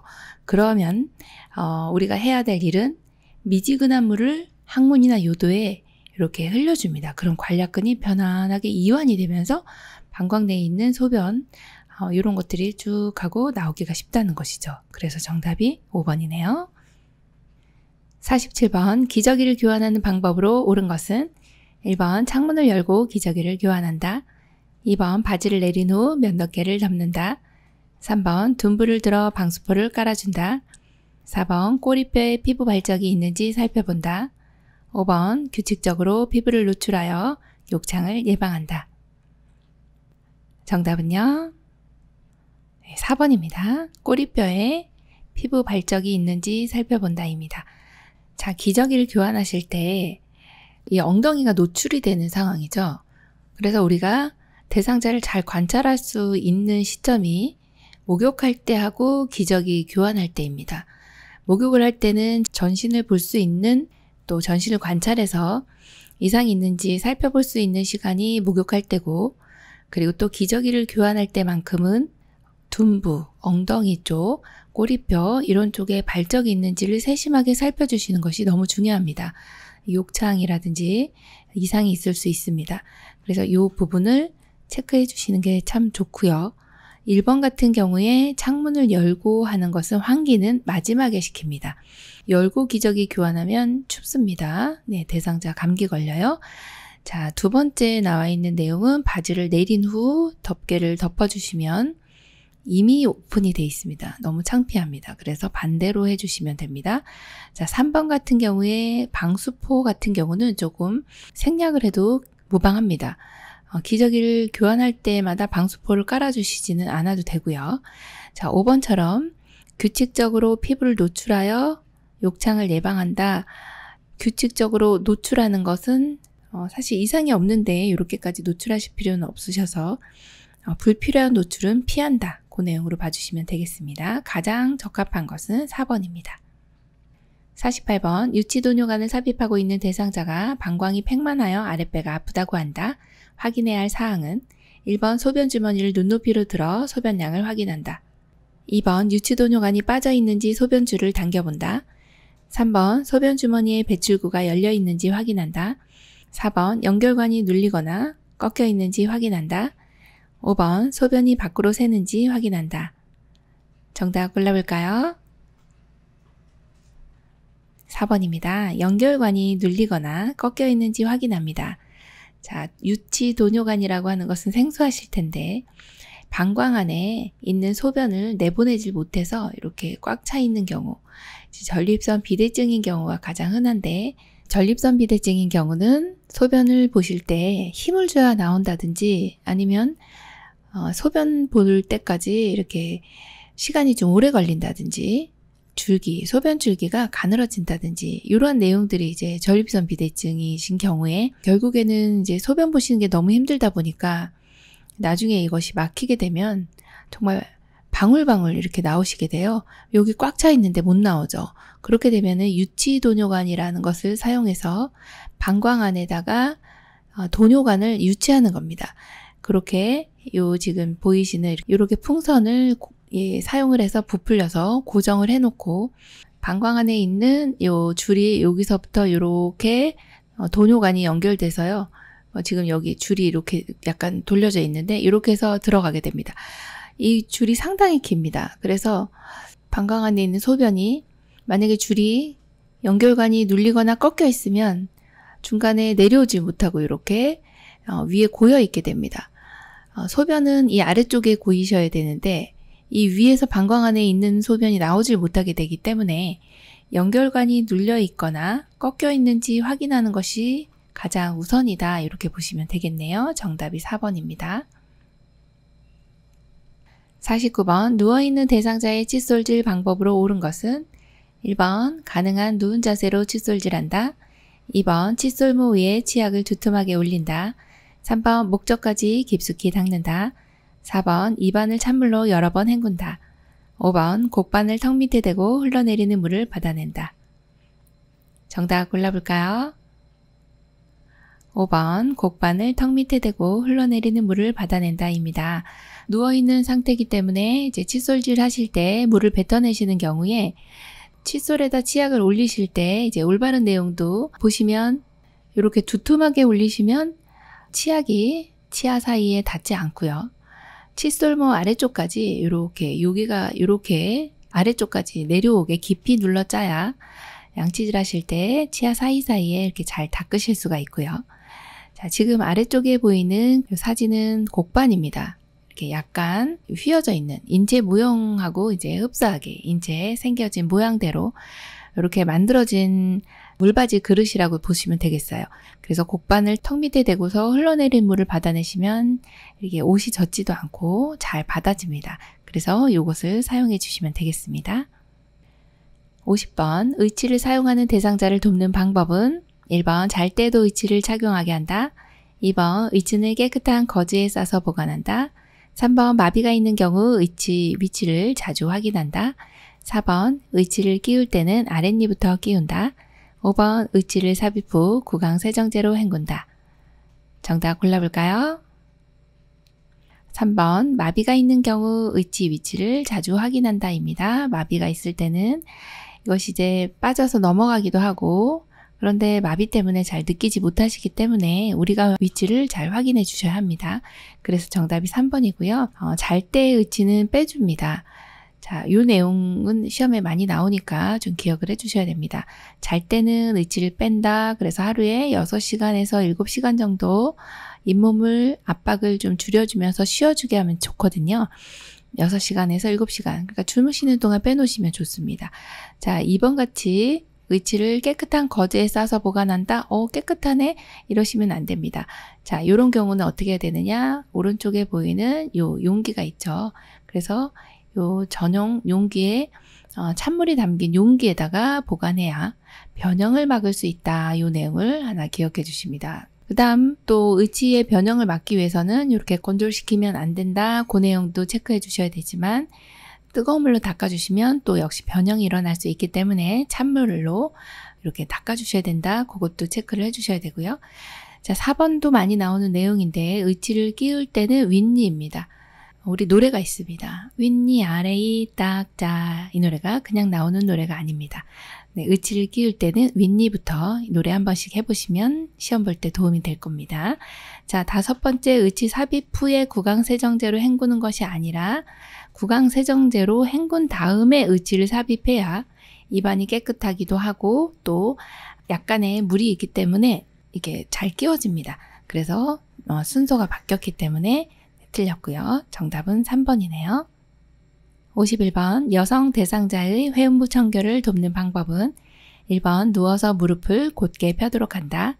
2번 앞쪽에서 뒤쪽으로 닦아낸다. 3번 좌우로 반복해서 닦는다. 4번 요도를 중심으로 원을 그리며 닦는다. 5번 물수건으로 물기를 닦아낸다. 정답은요? 2번 앞쪽에서 뒤쪽으로 닦아낸다가 맞습니다. 그림 보시면 방광의 위치가 여기 방광, 그 다음에 질, 항문 이렇게 순서대로 되어 있습니다. 지금 체크되어 있는 쪽은 여기 이렇게 앞쪽이 지금 여기에 있고요. 왼쪽으로 가면 뒤쪽이거든요. 자, 대장균이 어디에 있냐 보니까 직장에서 내려오는 요 항문 쪽에 대장균이 많이 있습니다. 미생물들이. 요 뒤에서 앞으로 닦아주시면 요로 감염이 일으키는 거죠. 요도를 타고 올라가서 방광염 또 신장 쪽까지 신우신염 이런 것들을 일으킬 수가 있습니다. 그래서 반드시 앞에서 뒤로라고 하는 내용을 기억해 주셔야 됩니다. 여기 이쪽이 앞쪽이기 때문에 자 앞에서 뒤로 닦아준다 그러면 요도에서 항문 쪽으로 요걸 반드시 기억해 주시고요. 자 1번처럼 누워서 무릎을 곧게 펴지 않고 누워서 무릎을 이렇게 구부려 주시면 훨씬 더 회음부 청결하기가 좋고요. 자 좌우로 반복한다든지 원을 그리듯이 한다든지 이렇게 해서 닦지는 않습니다. 자 5번 같은 경우에 물수건으로 물기 닦아내는 것이 아니라 마른 수건으로 닦아냅니다. 마지막은. 그래서 정답이 2번이네요. 52번 편마비 대상자의 통목욕시 돕는 방법으로 옳은 것은 1번 팔, 몸통, 다리, 회음부 순서로 닦아낸다. 2번 욕조에 들어갈 때는 건강한 쪽 다리 먼저 들어간다. 3번 근육 긴장 이완을 위해 욕조에 30분 이상 담근다. 4번 욕조 한가운데 중심을 잡고 앉게 한다. 5번 양쪽 하지는 허벅지에서 발끝 쪽으로 닦는다. 정답은요? 2번입니다. 욕조에 들어갈 때는 건강한 쪽 다리 먼저 들어가고 나올 때도 역시 건강한 쪽이 먼저 나온다. 이 내용도 기억해 주시고요. 편마비 대상자이기 때문에 통목욕 할 때든 우리가 도와드릴 부분이 상당히 많습니다. 자, 닦는 순서는 다리가 먼저입니다. 1번은 다리 먼저, 그 다음에 팔, 몸통, 회음부 이렇게 닦고 통에 들어갑니다. 3번은요. 근육 긴장 이완 좋으네요. 그렇지만 욕조에 30분 이상 담그면 어르신들 다 실신합니다. 그래서 5분 이상 담그지 않는다. 이 정도 기억해 주시면 되겠고요. 자, 4번처럼 욕조 한가운데 한번 앉아 보십시오. 우리 균형 못 잡습니다. 어르신요. 요 등 쪽이 욕조에 닿게 해서 이렇게 목욕을 시켜주셔야 됩니다. 5번은요.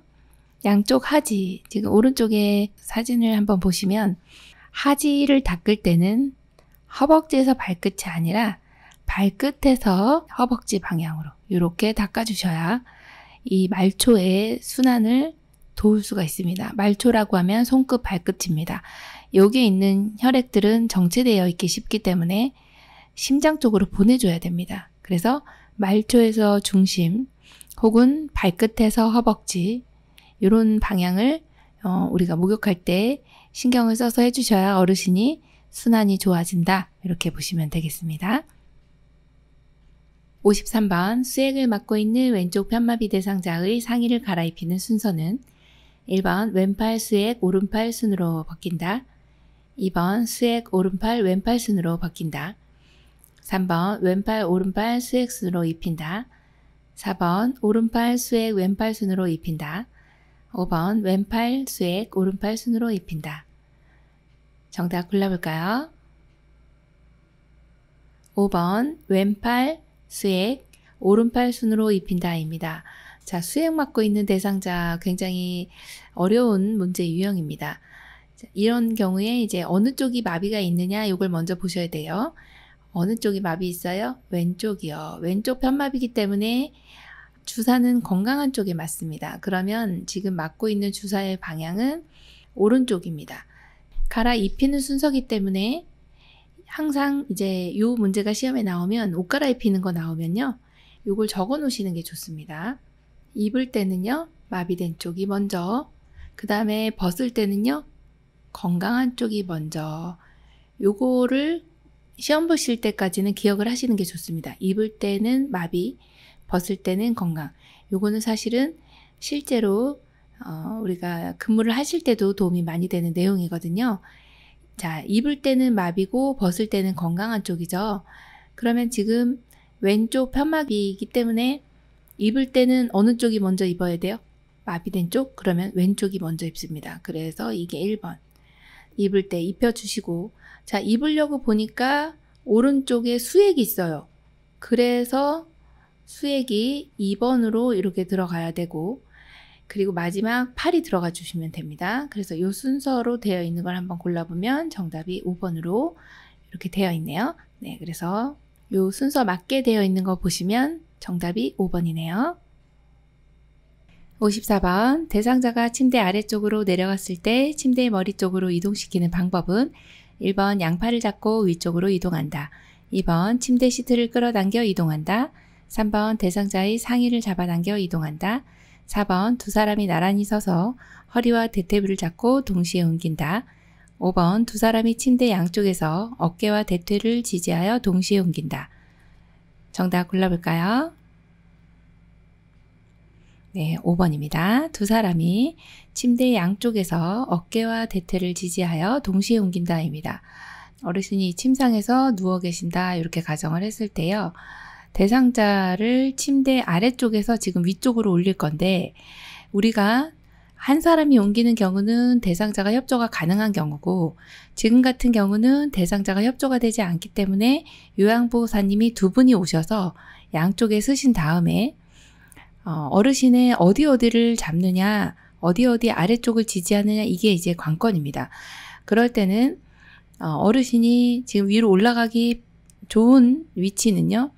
여기 어깨 여기 위치하고 그 다음에 대퇴 아래쪽 이렇게 잡아주시면 두 분이서 이렇게 손을 맞잡고서 서로 간에 이 양쪽에서 잡아주시면서 하나 둘 셋 해서 동시에 올려주시면 가장 좋은 방법이라고 보시면 되겠어요.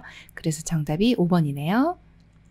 55번 편마비 대상자가 침대에서 일어나 앉는 방법으로 옳은 것은 1번 대상자의 두 다리를 쭉 편다. 2번 두 다리를 침대 밑으로 떨어뜨린다. 3번 요양보호사는 대상자의 불편한 쪽에 선다. 4번 건강한 쪽으로 돌려눕힌 후 일으킨다. 5번 건강한 손으로 요양보호사의 목을 감싸 안는다. 정답은요? 4번 건강한 쪽으로 돌려눕힌 후 일으킨다입니다. 자, 우리 대상자분이 편마비 있으시고 그 다음에 침대에서 일어나 앉으실 건데 여기에서만큼은 이렇게 일어나 앉는 경우에는 건강한 손으로 짚고 일어나셔야 되기 때문에 우리가 건강한 쪽에서 이렇게 어깨를 잡아주시는 게 맞고 반대쪽은 대퇴 쪽을 지지해 주시면 돼요. 그런데 여기서 중요한 것은 건강한 손으로 짚고 대상자가 짚고 일어나셔야 되기 때문에 우리는 건강한 쪽으로 돌려눕히고 일어날 수 있도록 도와주시면 됩니다. 정답이 4번이네요. 56번 사지마비 대상자를 침상에서 일으켜 앉힐 때 괄호 안에 알맞은 말은 요양보호사는 한쪽 팔을 대상자의 목 밑을 받쳐 넣은 후 손바닥으로 반대쪽 A 밑을 받쳐준다. 다른 손은 대상자의 B 위에 올려진 양손을 지지한다. 1번 머리, 가슴, 2번 허리, 복부, 3번 어깨, 가슴, 4번 어깨, 머리, 5번 등, 복부. 정답 골라볼까요? 3번 어깨, 가슴입니다.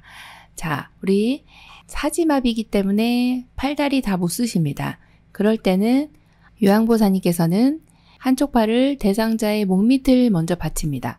여기 그림에서 보이는 1번이라고 보시면 되고요. 그리고 다른 손은 감싸듯이 해서 대상자의 올려진 양손 위에다가 넣으시는데 이렇게 대상자의 가슴 위에 올려진 손이죠. 그래서 1번이 어깨가 되고 2번은 가슴 위에 올려진 양손을 지지한다. 이렇게 골라주시면 돼서 정답이 3번입니다. 57번 대상자를 휠체어에 태우고 경사도가 큰 오르막길을 오르는 방법은 1번 빠른 속도로 밀며 오른다. 2번 지그재그로 밀며 오른다. 3번 휠체어를 뒤로 돌려 오른다. 4번 휠체어 앞바퀴를 들고 오른다. 5번 휠체어 뒤를 발로 누르고 오른다. 정답은요? 2번 지그재그로 밀며 오른다입니다. 경사도가 큰 경우에 뒤로 밀려 내려갈 수 있기 때문에 반드시 이렇게 지그재그로 이렇게 밀고 올라가시는 게 안전하다 그렇게 보는 내용입니다. 그래서 정답이 2번이네요. 58번 대상자를 바닥에서 휠체어로 옮기는 순서로 옳은 것은 가. 휠체어의 잠금 장치를 잠근다. 나. 무릎을 꿇고 엉덩이를 들어 허리를 편다. 다. 대상자의 허리와 어깨를 지지하여 건강한 쪽 무릎을 세워 일어난다. 라. 건강한 손으로 휠체어 팔걸이를 잡게 한다. 1번 가나 다라. 2번 가라 나 다. 3번 가나 라 다. 4번 가다 나라. 5번 라나 다가. 정답 골라볼까요? 정답은요? 2번 가라 나다입니다. 자, 여기에서는 바닥에서 휠체어를 옮길 때 휠체어 사용의 거의 중요한 부분은 바퀴가 달린 이동 도구이기 때문에 잠금 장치를 잠그는 게 가장 먼저입니다. 그리고 나면 대상자의 건강한 쪽 손으로 지금 여기 그림에 보면 여기 건강한 쪽 손이 있죠. 팔걸이를 잡게 하는 것이 두 번째입니다. 자, 건강한 손으로 잡게 한다. 이 내용이 상당히 중요한 내용이죠. 자, 그리고 나면 대상자가 이제 일어나야 되죠. 일어나려면 어떻게 하느냐? 건강한 쪽 무릎을 사용해서 이 무릎은 지금 건강하기 때문에 이렇게 무릎을 꿇고 힘을 받을 수가 있습니다. 그래서 무릎을 꿇고 엉덩이를 세운다. 이 내용이 세 번째 내용이 되고요. 마지막으로는 이제 대상자의 우리가 잡아주는 부위도 좀 기억을 해주셔야 되는데 요양보호사님이 여기서 이렇게 어깨하고 뒷부분엔 허리를 지지하고 있거든요. 지지하면서 건강한 쪽 무릎을 이제 세워서 일어나는 거죠. 일어나는 것이 이제 마지막입니다. 일어나야 의자에 앉히는 거죠. 의자에 앉힌다 이런 게 나오면 이제 마지막이 됩니다. 그래서 순서를 차분히 다시 생각을 해보시면 휠체어의 잠금 장치를 잠그고 그 다음에 건강한 손으로 팔걸이를 잡고 자 무릎을 꿇고 엉덩이를 들어요. 그리고서 무릎을 마지막에 세운다. 그리고 휠체어 의자에 시트에 앉는다. 이렇게 순서를 보시면 되겠습니다. 정답 2번이네요. 59번 편마비 대상자를 휠체어에서 자동차로 이동 시 올바른 방법은 1번 잠금 장치를 풀고 대상자의 발을 바닥에 내려놓는다. 2번 무릎으로 대상자의 마비 측 무릎을 지지한다. 3번 불편한 손으로 자동차 손잡이를 잡게 한다. 4번 불편한 다리 엉덩이 건강한 다리 순으로 옮긴다. 5번 건강한 다리 엉덩이 불편한 다리 순으로 옮긴다. 정답은요? 2번 무릎으로 대상자의 마비측 무릎을 지지한다입니다. 자, 편마비 대상자는 마비측이 항상 이완성 마비로 꺾어지거나 힘이 없어서 풀리는 경우가 많습니다. 그래서 이 마비가 있는 쪽은 우리가 어떻게 해야 되느냐 이 내용이 나오면 마비측은요, 우리의 무릎으로 대상자의 마비측을 지지한다. 이 내용은 정말 좋은 내용이고 시험에도 많이 나오는 내용이기 때문에 마비측 무릎은 지지 이런 내용이 나오면 맞는 걸로 골라주셔야 됩니다. 그래서 정답이 2번이죠. 60번 왼쪽 편마비 대상자가 지팡이를 사용하여 보행할 때 돕는 방법은 1번 왼손으로 지팡이를 잡게 한다. 2번 요양보사는 오른쪽에서 보조한다. 3번 왼쪽 발의 앞 15cm, 옆 15cm 지점에 지팡이 끝을 놓는다. 4번 요양보호사가 양손으로 어깨를 잡고 보조한다. 5번 지팡이를 먼저 앞에 놓고 왼쪽 발부터 이동한다. 정답 골라볼까요? 네, 5번이네요. 지팡이를 먼저 앞에 놓고 그 다음 왼쪽 발 그리고 오른쪽 발 이렇게 보행하실 때는 평지보행은 지팡이가 먼저 나가고 그 다음 불편한 다리 나가고 그리고서 이제 건강한 다리가 나가주시면 되죠. 자, 1번은 왜 틀렸나 보니까 왼손으로 지팡이 잡으시면 마비가 있으시기 때문에 놓칩니다. 그래서 틀렸고, 자, 우리 요양보 선생님은 불편한 쪽에서 보조합니다. 그래서 방향이 틀렸고, 자, 3번 같은 경우도 지팡이를 건강한 손으로 잡기 때문에 왼쪽 발 앞쪽 옆쪽에 놓는 것이 아니라 오른쪽 발 앞 15cm, 오른쪽 발 새끼 발가락 옆쪽으로 15cm 이렇게 지점에 지팡이 끝을 놔주시면 돼요. 자, 이렇게 나가는 방향의 발을 보시면 여기 앞쪽으로 나간다 했을 때 지금 여기가 마비가 있기 때문에 건강 쪽에 앞에 15, 옆에 15 정확한 위치가 이렇게 되겠어요. 그래서 지팡이 놓는 위치도 상당히 중요하기 때문에 그 내용도 알고 계셔야 되겠습니다. 자, 4번은 왜 틀렸나 보니까 요양보호사가 양손으로 어깨를 잡고 보조하는 것이 아니라 요양보호사님의 위치는 왼쪽에 위치하게 되고요. 겨드랑이에 손을 넣어서 보조한다. 이렇게 보시면 되겠네요. 위치가 틀렸죠. 61번 오른쪽 편마비 대상자가 지팡이를 이용하여 계단을 오를 때 보행 순서는 1번 오른쪽 다리 지팡이 왼쪽 다리 2번 왼쪽 다리 오른쪽 다리 지팡이 3번 왼쪽 다리 지팡이 오른쪽 다리 4번 지팡이 왼쪽 다리 오른쪽 다리 5번 지팡이 오른쪽 다리 왼쪽 다리. 정답은요? 4번 지팡이 왼쪽 다리 오른쪽 다리입니다. 자, 지팡이 같은 경우에 지금 계단을 오를 때입니다. 올라갈 때는 지팡이, 그 다음에 건강한 다리, 마지막 불편한 다리 이 순서로 가면 됩니다. 자, 지팡이가 항상 지팡이 나오면 지팡이가 먼저 그 다음에 올라갈 때는 힘이 있어야 되니까 건강한 다리가 가고 마지막 불편한 다리를 데리고 올라간다. 이렇게 생각하시면 됩니다. 그래서 정답이 4번입니다. 62번 감염 예방을 위한 방법으로 옳은 것은 1번 세수대야에 따뜻한 물을 받아 씻는다. 2번 항균 액체 비누를 사용하여 흐르는 미온수로 씻는다. 3번 젖은 수건은 건조한 후 다시 사용한다. 4번 장갑을 착용했을 때에는 손 씻기를 생략한다. 5번 오염된 장갑은 깨끗이 씻어 건조한 후 재사용한다. 정답 골라볼까요? 2번 항균 액체 비누를 사용하여 흐르는 미온수로 씻는다. 네, 너무 잘해주셨고요. 감염 예방을 위해서는 이렇게 액상의 비누, 항균 액체 비누 너무 좋습니다.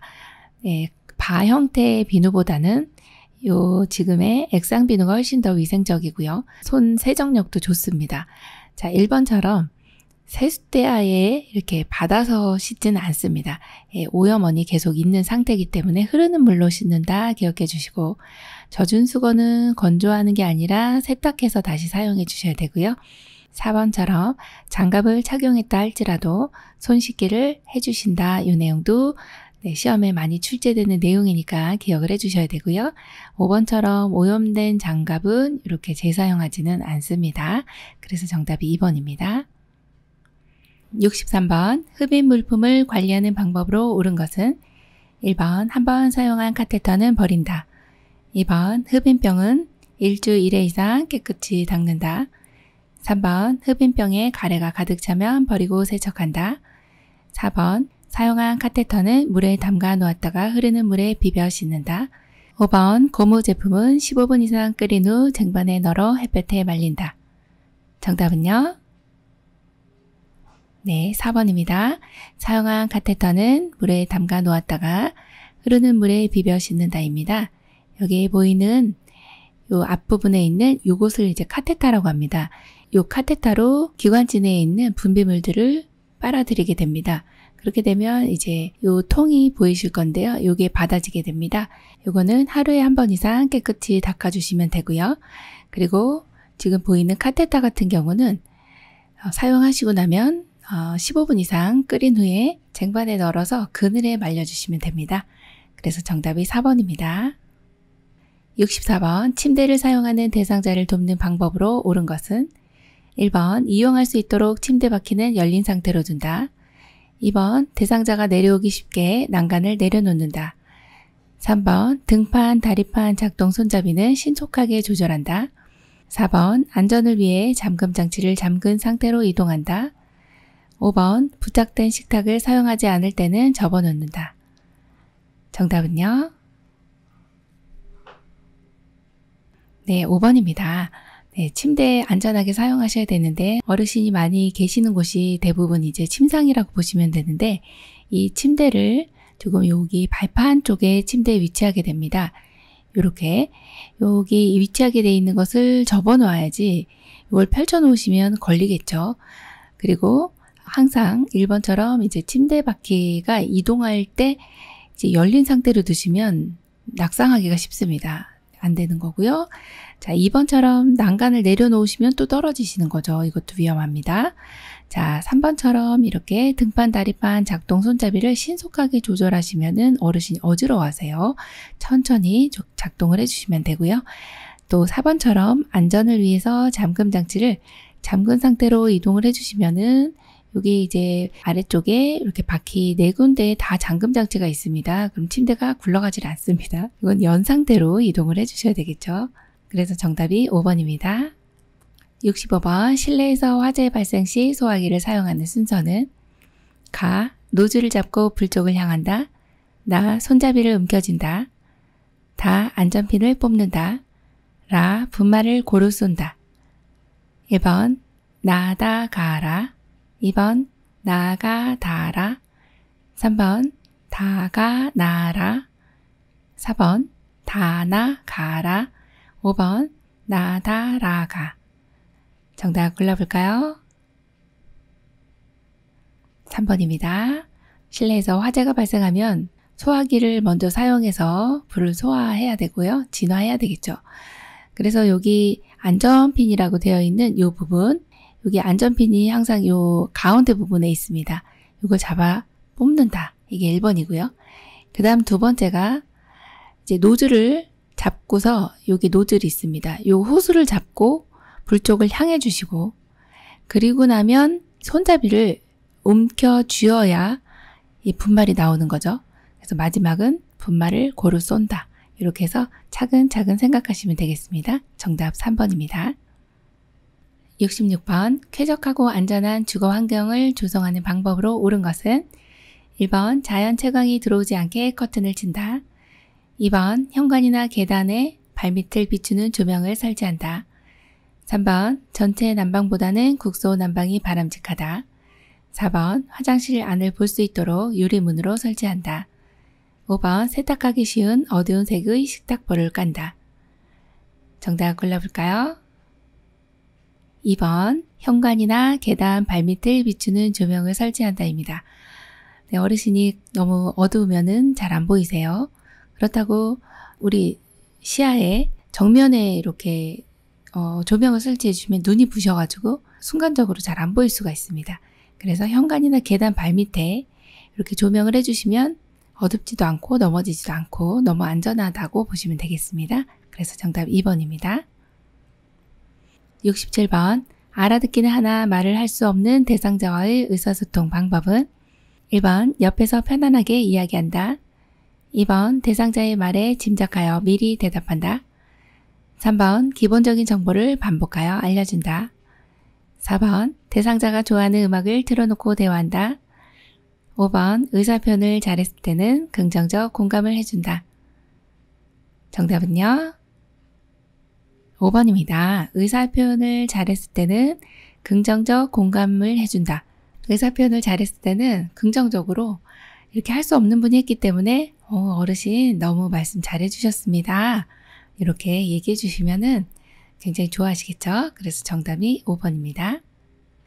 68번 다음 대화 중 요양보호사가 대상자에게 추천한 여가 활동의 유형은 대상자 내가 건강했을 때는 배추랑 감자도 많이 심었는데 힘들어도 그때가 좋았어. 자식들한테도 나눠주고. 요양보호사 그러셨군요. 저랑 화단 꾸미기 같이 하실래요? 1번 자기계발활동, 2번 운동활동, 3번 소일활동, 4번 사교오락활동, 5번 가족중심 활동. 정답 골라볼까요? 네, 3번 소일활동입니다. 화단 꾸미기나 텃밭 가꾸기는 소일활동에 해당하는 내용입니다. 그래서 정답이 3번입니다. 69번 요양보호사의 업무 기록 방법으로 옳은 것은 1번 요즘 식사량이 줄어서 체중이 많이 줄었다. 2번 식사를 하지 않아 오후에 간식을 제공하였다. 3번 오랜만에 손주가 다녀가서 기분이 좋아 보인다. 4번 9월 10일 오전 10시 우유 200ml를 드셨다. 5번 물을 많이 드시고는 방에서 소변을 봤다. 정답 골라볼까요? 네, 4번입니다. 9월 10일 오전 10시 우유 200ml를 드셨다. 너무 정확하네요. 육하원칙에 의해서 이 시간이랑 양 이런 내용이 정확하게 기록이 되어 있네요. 정답이 4번입니다. 70번 낮에 계속 잠만 자고 밤에 돌아다니는 대상자를 돕는 방법은 1번 낮에 같이 산책을 한다. 2번 요양보호사도 낮에 자고 밤에 활동한다. 3번 밤에는 돌아다니지 못하게 방문을 잠근다. 4번 낮에 졸고 있으면 충분히 쉬게 한다. 5번 저녁에 포만감 있는 식사를 제공한다. 정답은요? 1번 낮에 같이 산책을 한다입니다. 네, 밤에 돌아다니고 이제 낮에 지금 주무시고 계시는 거예요. 그러면 낮에 못 주무시도록 이렇게 말을 건다 이 내용도 좋고 또 산책을 같이 해서 신선한 공기를 마시게 하고 어쨌든 낮에 못 주무실 수 있도록 도와주는 방법이 나와 있네요. 그래서 정답이 1번입니다. 71번 요양원에 입소한 치매 대상자가 집에 가겠다고 잠긴 문을 잡고 두드리며 소란을 피울 때 대처 방법은 1번 신체적 제재를 가하여 조용하게 한다. 2번 소란을 피우면 퇴소시키겠다고 말한다. 3번 다른 대상자들에게 피해가 되지 않도록 방에 가둬둔다. 4번 아들이 곧 모셔간다고 했어요. 라고 안심시킨다. 5번 출입문이 잠겨 있어요. 다른 출입문을 함께 찾아봐요. 라고 말한다. 정답은요? 네, 5번입니다. 출입문이 잠겨 있어요. 다른 출입문을 함께 찾아봐요. 이것은 어르신의 주의를 환기시키는 내용이에요. 문을 잡고 막 두드리는 거죠. 여기 잠겨 있네요. 우리 다른 문 한번 찾아볼까요? 이렇게 하면 어르신이 이제 찾으시면서 시간이 지나면서 이렇게 소란이 조금 잠재워질 수가 있습니다. 정답 5번이네요. 72번 치매 대상자에게 나타나는 파괴적 행동에 대한 설명으로 옳은 것은 1번 주로 치매 초기에 나타난다. 2번 난폭한 행동이 자주 일어난다. 3번 에너지가 소모되어도 폭력적이다. 4번 파괴적 행동이 시작되면 오래 지속된다. 5번 진정된 후에는 이상 행동에 대해 상기시킨다. 정답 골라볼까요? 네, 1번이네요. 주로 치매 초기에 나타난다 입니다. 치매 대상자가 왜 이런 이제 파괴적인 행동이 왜 나타나는지 이제 이유를 보시면 여러 가지 이제 해왔던 일들, 일상적으로 해왔던 일들을 잘 기억하지 못하면서 또 감정에만 의존을 하게 되고요. 또 이런 여러 가지를 동시에 생각하다 보면 내가 왜 이런 일을 수행하지 못하지? 라고 하면서 막 화가 나시는 이런 상황인 겁니다. 그러니까 일상생활 잘 하시다가 갑자기 못하게 되고 또 감정에만 반응하게 되는 이런 상태가 이제 파괴적 행동이라고 보시면 되는데 주로 치매 초기에 나타나는 게 맞고요. 2번처럼 이렇게 자주 일어나진 않습니다. 또 3번처럼 에너지 소모되면요. 예전처럼 평온해집니다. 그래서 에너지 소모될 때까지 좀 기다려 주셔야 되고 파괴적 행동이 시작되면 또 오래 지속되지는 않습니다. 자, 그리고 5번처럼 진정된 후에는 이것에 대해서 상기시켜 주시면 절대 안 돼요. 또 그 상황이 다시 떠오르게 되면 또다시 파괴적 행동이 나타날 수가 있기 때문에 그렇습니다. 정답이 1번이네요. 73번 복통을 호소하는 치매 어르신에 대한 올바른 대화 방법은 1번 통증 부위를 짚어가며 여기가 아프세요. 2번 어디가 불편하신지 말씀하세요. 3번 점심에 무엇을 드셨어요? 4번 언제부터 아프셨어요? 진통제 드릴게요. 5번 체한 것 같은데 곧 좋아질 거예요. 정답은요? 1번이죠. 네, 통증 부위를 짚어가며 여기가 아프세요? 이렇게 배 아프시다고 하니까 복통이죠. 배 짚어가면서 여기가 아프세요? 이렇게 여쭤보시면 됩니다. 1번이에요. 74번 치매 말기 대상자의 의사소통으로 옳은 것은 1번 오늘이 무슨 요일이에요? 잘 모르겠네요. 2번 밤에는 잘 주무셨어요? 배고파 밥 좀 줘. 3번 식사는 하셨어요? 아까 씻었어. 4번 여기가 어디예요? 여기가 어디예요? 5번 어르신 왜 자꾸 불러 귀찮게. 정답은요? 네, 4번입니다. 여기가 어디예요? 여기가 어디예요? 어르신이 똑같이 따라하는 앵무새처럼 따라하는 증상들이 나타나죠. 그래서 정답 4번입니다. 75번 임종 직후 요양보호로 옳은 것은 1번 대상자 소유물은 모아서 소각한다. 2번 튜브나 장치를 신속히 제거한다. 3번 시트로 대상자의 얼굴을 덮는다. 4번 엉덩이 밑에 패드를 제거한다. 5번 베개를 이용하여 어깨와 머리를 올려준다. 정답은요? 네, 5번입니다. 임종 직후에는 사후 시반이라고 해서 얼굴색이 검게 변하게 됩니다. 이때 베개를 이용해서 어깨와 머리를 올려주시면 예전의 상태 그대로 계실 수가 있어요. 그래서 베개를 이용해서 어깨와 머리를 올려주시면 되겠습니다. 76번 하임리법을 적용해야 할 상황으로 옳은 것은 1번 심장질환으로 인한 심정지 상태, 2번 이물질에 의한 기도질식 상태, 3번 위경련으로 인한 가슴 통증, 4번 뜨거운 물에 의한 화상, 5번 낙상에 의한 골절. 정답은요? 2번 이물질에 의한 기도질식 상태입니다. 이때 이제 하임리법이라고 하면 기도에 뭔가 이물질이 들어갔어요. 그러면 숨을 못 쉬겠죠. 기도질식 상태가 됩니다. 이때는 하임리법을 적용해야 하는데 이것을 또 복부 밀어내기라고도 합니다. 복부에 압력을 가해서 기도 내에 있는 물질을 밀어내는 거죠. 그래서 여기 명치와 배꼽 중간에 엄지손가락으로 잡으시고 그리고 반대 손으로 이렇게 감쌉니다. 뒤, 후 상방 이렇게 기억해 주시면 좋겠죠. 후 상방으로 당깁니다. 그러면 기도 내에 있는 이물질이 이렇게 툭 하고 튀어나오게 되죠. 그러면 아주 잘 대처를 했다 이렇게 보는 내용입니다. 그래서 정답이 2번입니다. 77번 음식을 급히 먹은 대상자가 목에 이물질이 걸려 갑작스러운 기침과 호흡곤란을 보일 때 대처 방법은 1, 2, 3, 4, 5. 정답은요? 1번이네요. 네, 방금 전에 봤던 내용하고 흡사한 내용인데요. 그림으로 이렇게 표시를 해놨습니다. 그래서 정답은 1번 하임리법을 적용해 주시면 되겠습니다. 78번 대상자가 쓰러져 있는 것을 발견했을 때 가장 먼저 해야 하는 것은 1번 반응 확인, 2번 인공호흡, 3번 기도유지, 4번 가슴 압박, 5번 도움 요청. 정답은요? 1번 반응 확인입니다.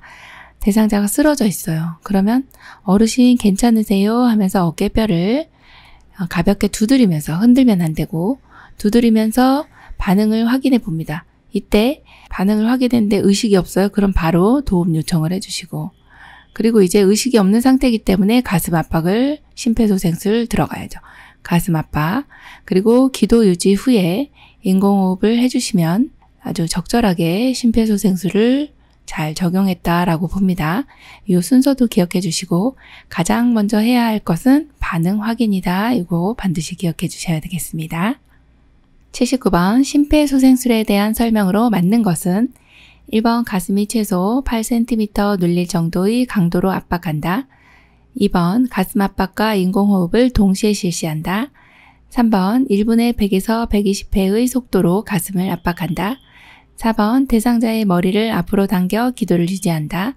5번 15회 가슴 압박 후 2회 인공호흡을 실시한다. 정답은요? 네, 3번입니다. 1분에 100에서 120회의 속도로 가슴을 압박한다입니다. 심폐소생술 하실 때 속도도 중요하고요. 방법이 굉장히 중요하죠. 1번에 가슴이 눌리는 정도는 5cm 정도입니다. 자, 두 번째 나와 있는 내용은 요 가슴 압박과 인공호흡 동시에 하시면 안 되고 가슴 압박 먼저, 그 다음에 기도 유지 후에 인공호흡 이렇게 해주셔야 되고요. 4번처럼 대상자의 머리를 앞으로 당기는 것이 아니라 지금 그림 보시는 것처럼 머리를 뒤로 젖히고 그 다음에 턱을 들어 올린다. 이 내용을 기억해 주셔야 되겠네요. 5번 같은 경우는 가슴 압박의 횟수인데요. 가슴 압박은 30회입니다. 네, 30대 인공호흡 2의 비율. 그래서 30대 2 이렇게 기억을 해주셔야 되겠죠. 80번 자동심장 충격기를 사용하는 방법으로 옳은 것은 1번 패드를 붙인 후 전원을 켠다. 2번 5분 간격으로 심장 리듬 분석을 한다. 3번 충전 중에도 가슴 압박을 시행한다. 4번 쇼크 버튼을 누르고 즉시 인공호흡을 시작한다. 5번 자동심장 충격기는 매년 1회 정기 점검을 한다. 정답은요? 네, 3번입니다. 심폐소생술을 시행하다가 자동심장 충격기가 도착하면 바로 적용을 해준다. 이 내용 하나 기억해 주시고, 그리고 충전 중에도 가슴 압박을 시행해야 됩니다. 왜냐하면 이 충전이라고 하는 거는 제세동을 시행하기 전에 이제 전기를 쭉 모으는 요 시간이거든요.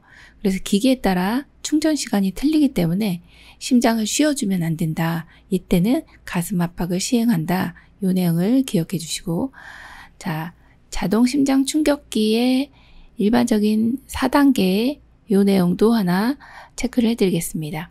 제일 먼저 자동 심장 충격기는 전기 장치이기 때문에 전원을 켜는 것이 먼저구나. 요걸 하나 기억해 주시고, 그 다음에 패드를 부착하는데 오른쪽 빗장뼈 아래 왼쪽 겨드랑이 중간선에다가 패드를 부착합니다. 요 붙이는 이유는 심장 리듬을 분석하기도 하고 전기 충격을 주기도 하기 때문에 이 패드를 반드시 붙여야 된다 보시고요. 이건 또 맨살에 붙여야 되고요. 자, 3번은 이제 심장 리듬을 분석하게 되죠.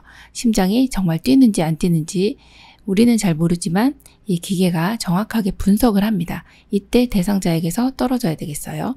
자, 그리고 이제 마지막 4단계는 모두 물러나고 제세동, 즉 전기 충격을 심장 충격을 주는 단계입니다. 이때 역시 대상자에게서 떨어져 있어야 됩니다. 자, 이렇게 시행을 하고 나면 바로 심폐소생술, 즉 가슴 압박을 시행한다. 이 내용도 하나 기억을 해주셔야 되겠습니다. 그래서 3번이 정답이 됩니다. 지금까지 문제 푸시느라고 수고 많으셨습니다. 열심히 공부한 만큼 성적도 많이 올라가시고 또 시험에 많은 도움 되시기 바랍니다. 수고 많으셨습니다. 감사합니다.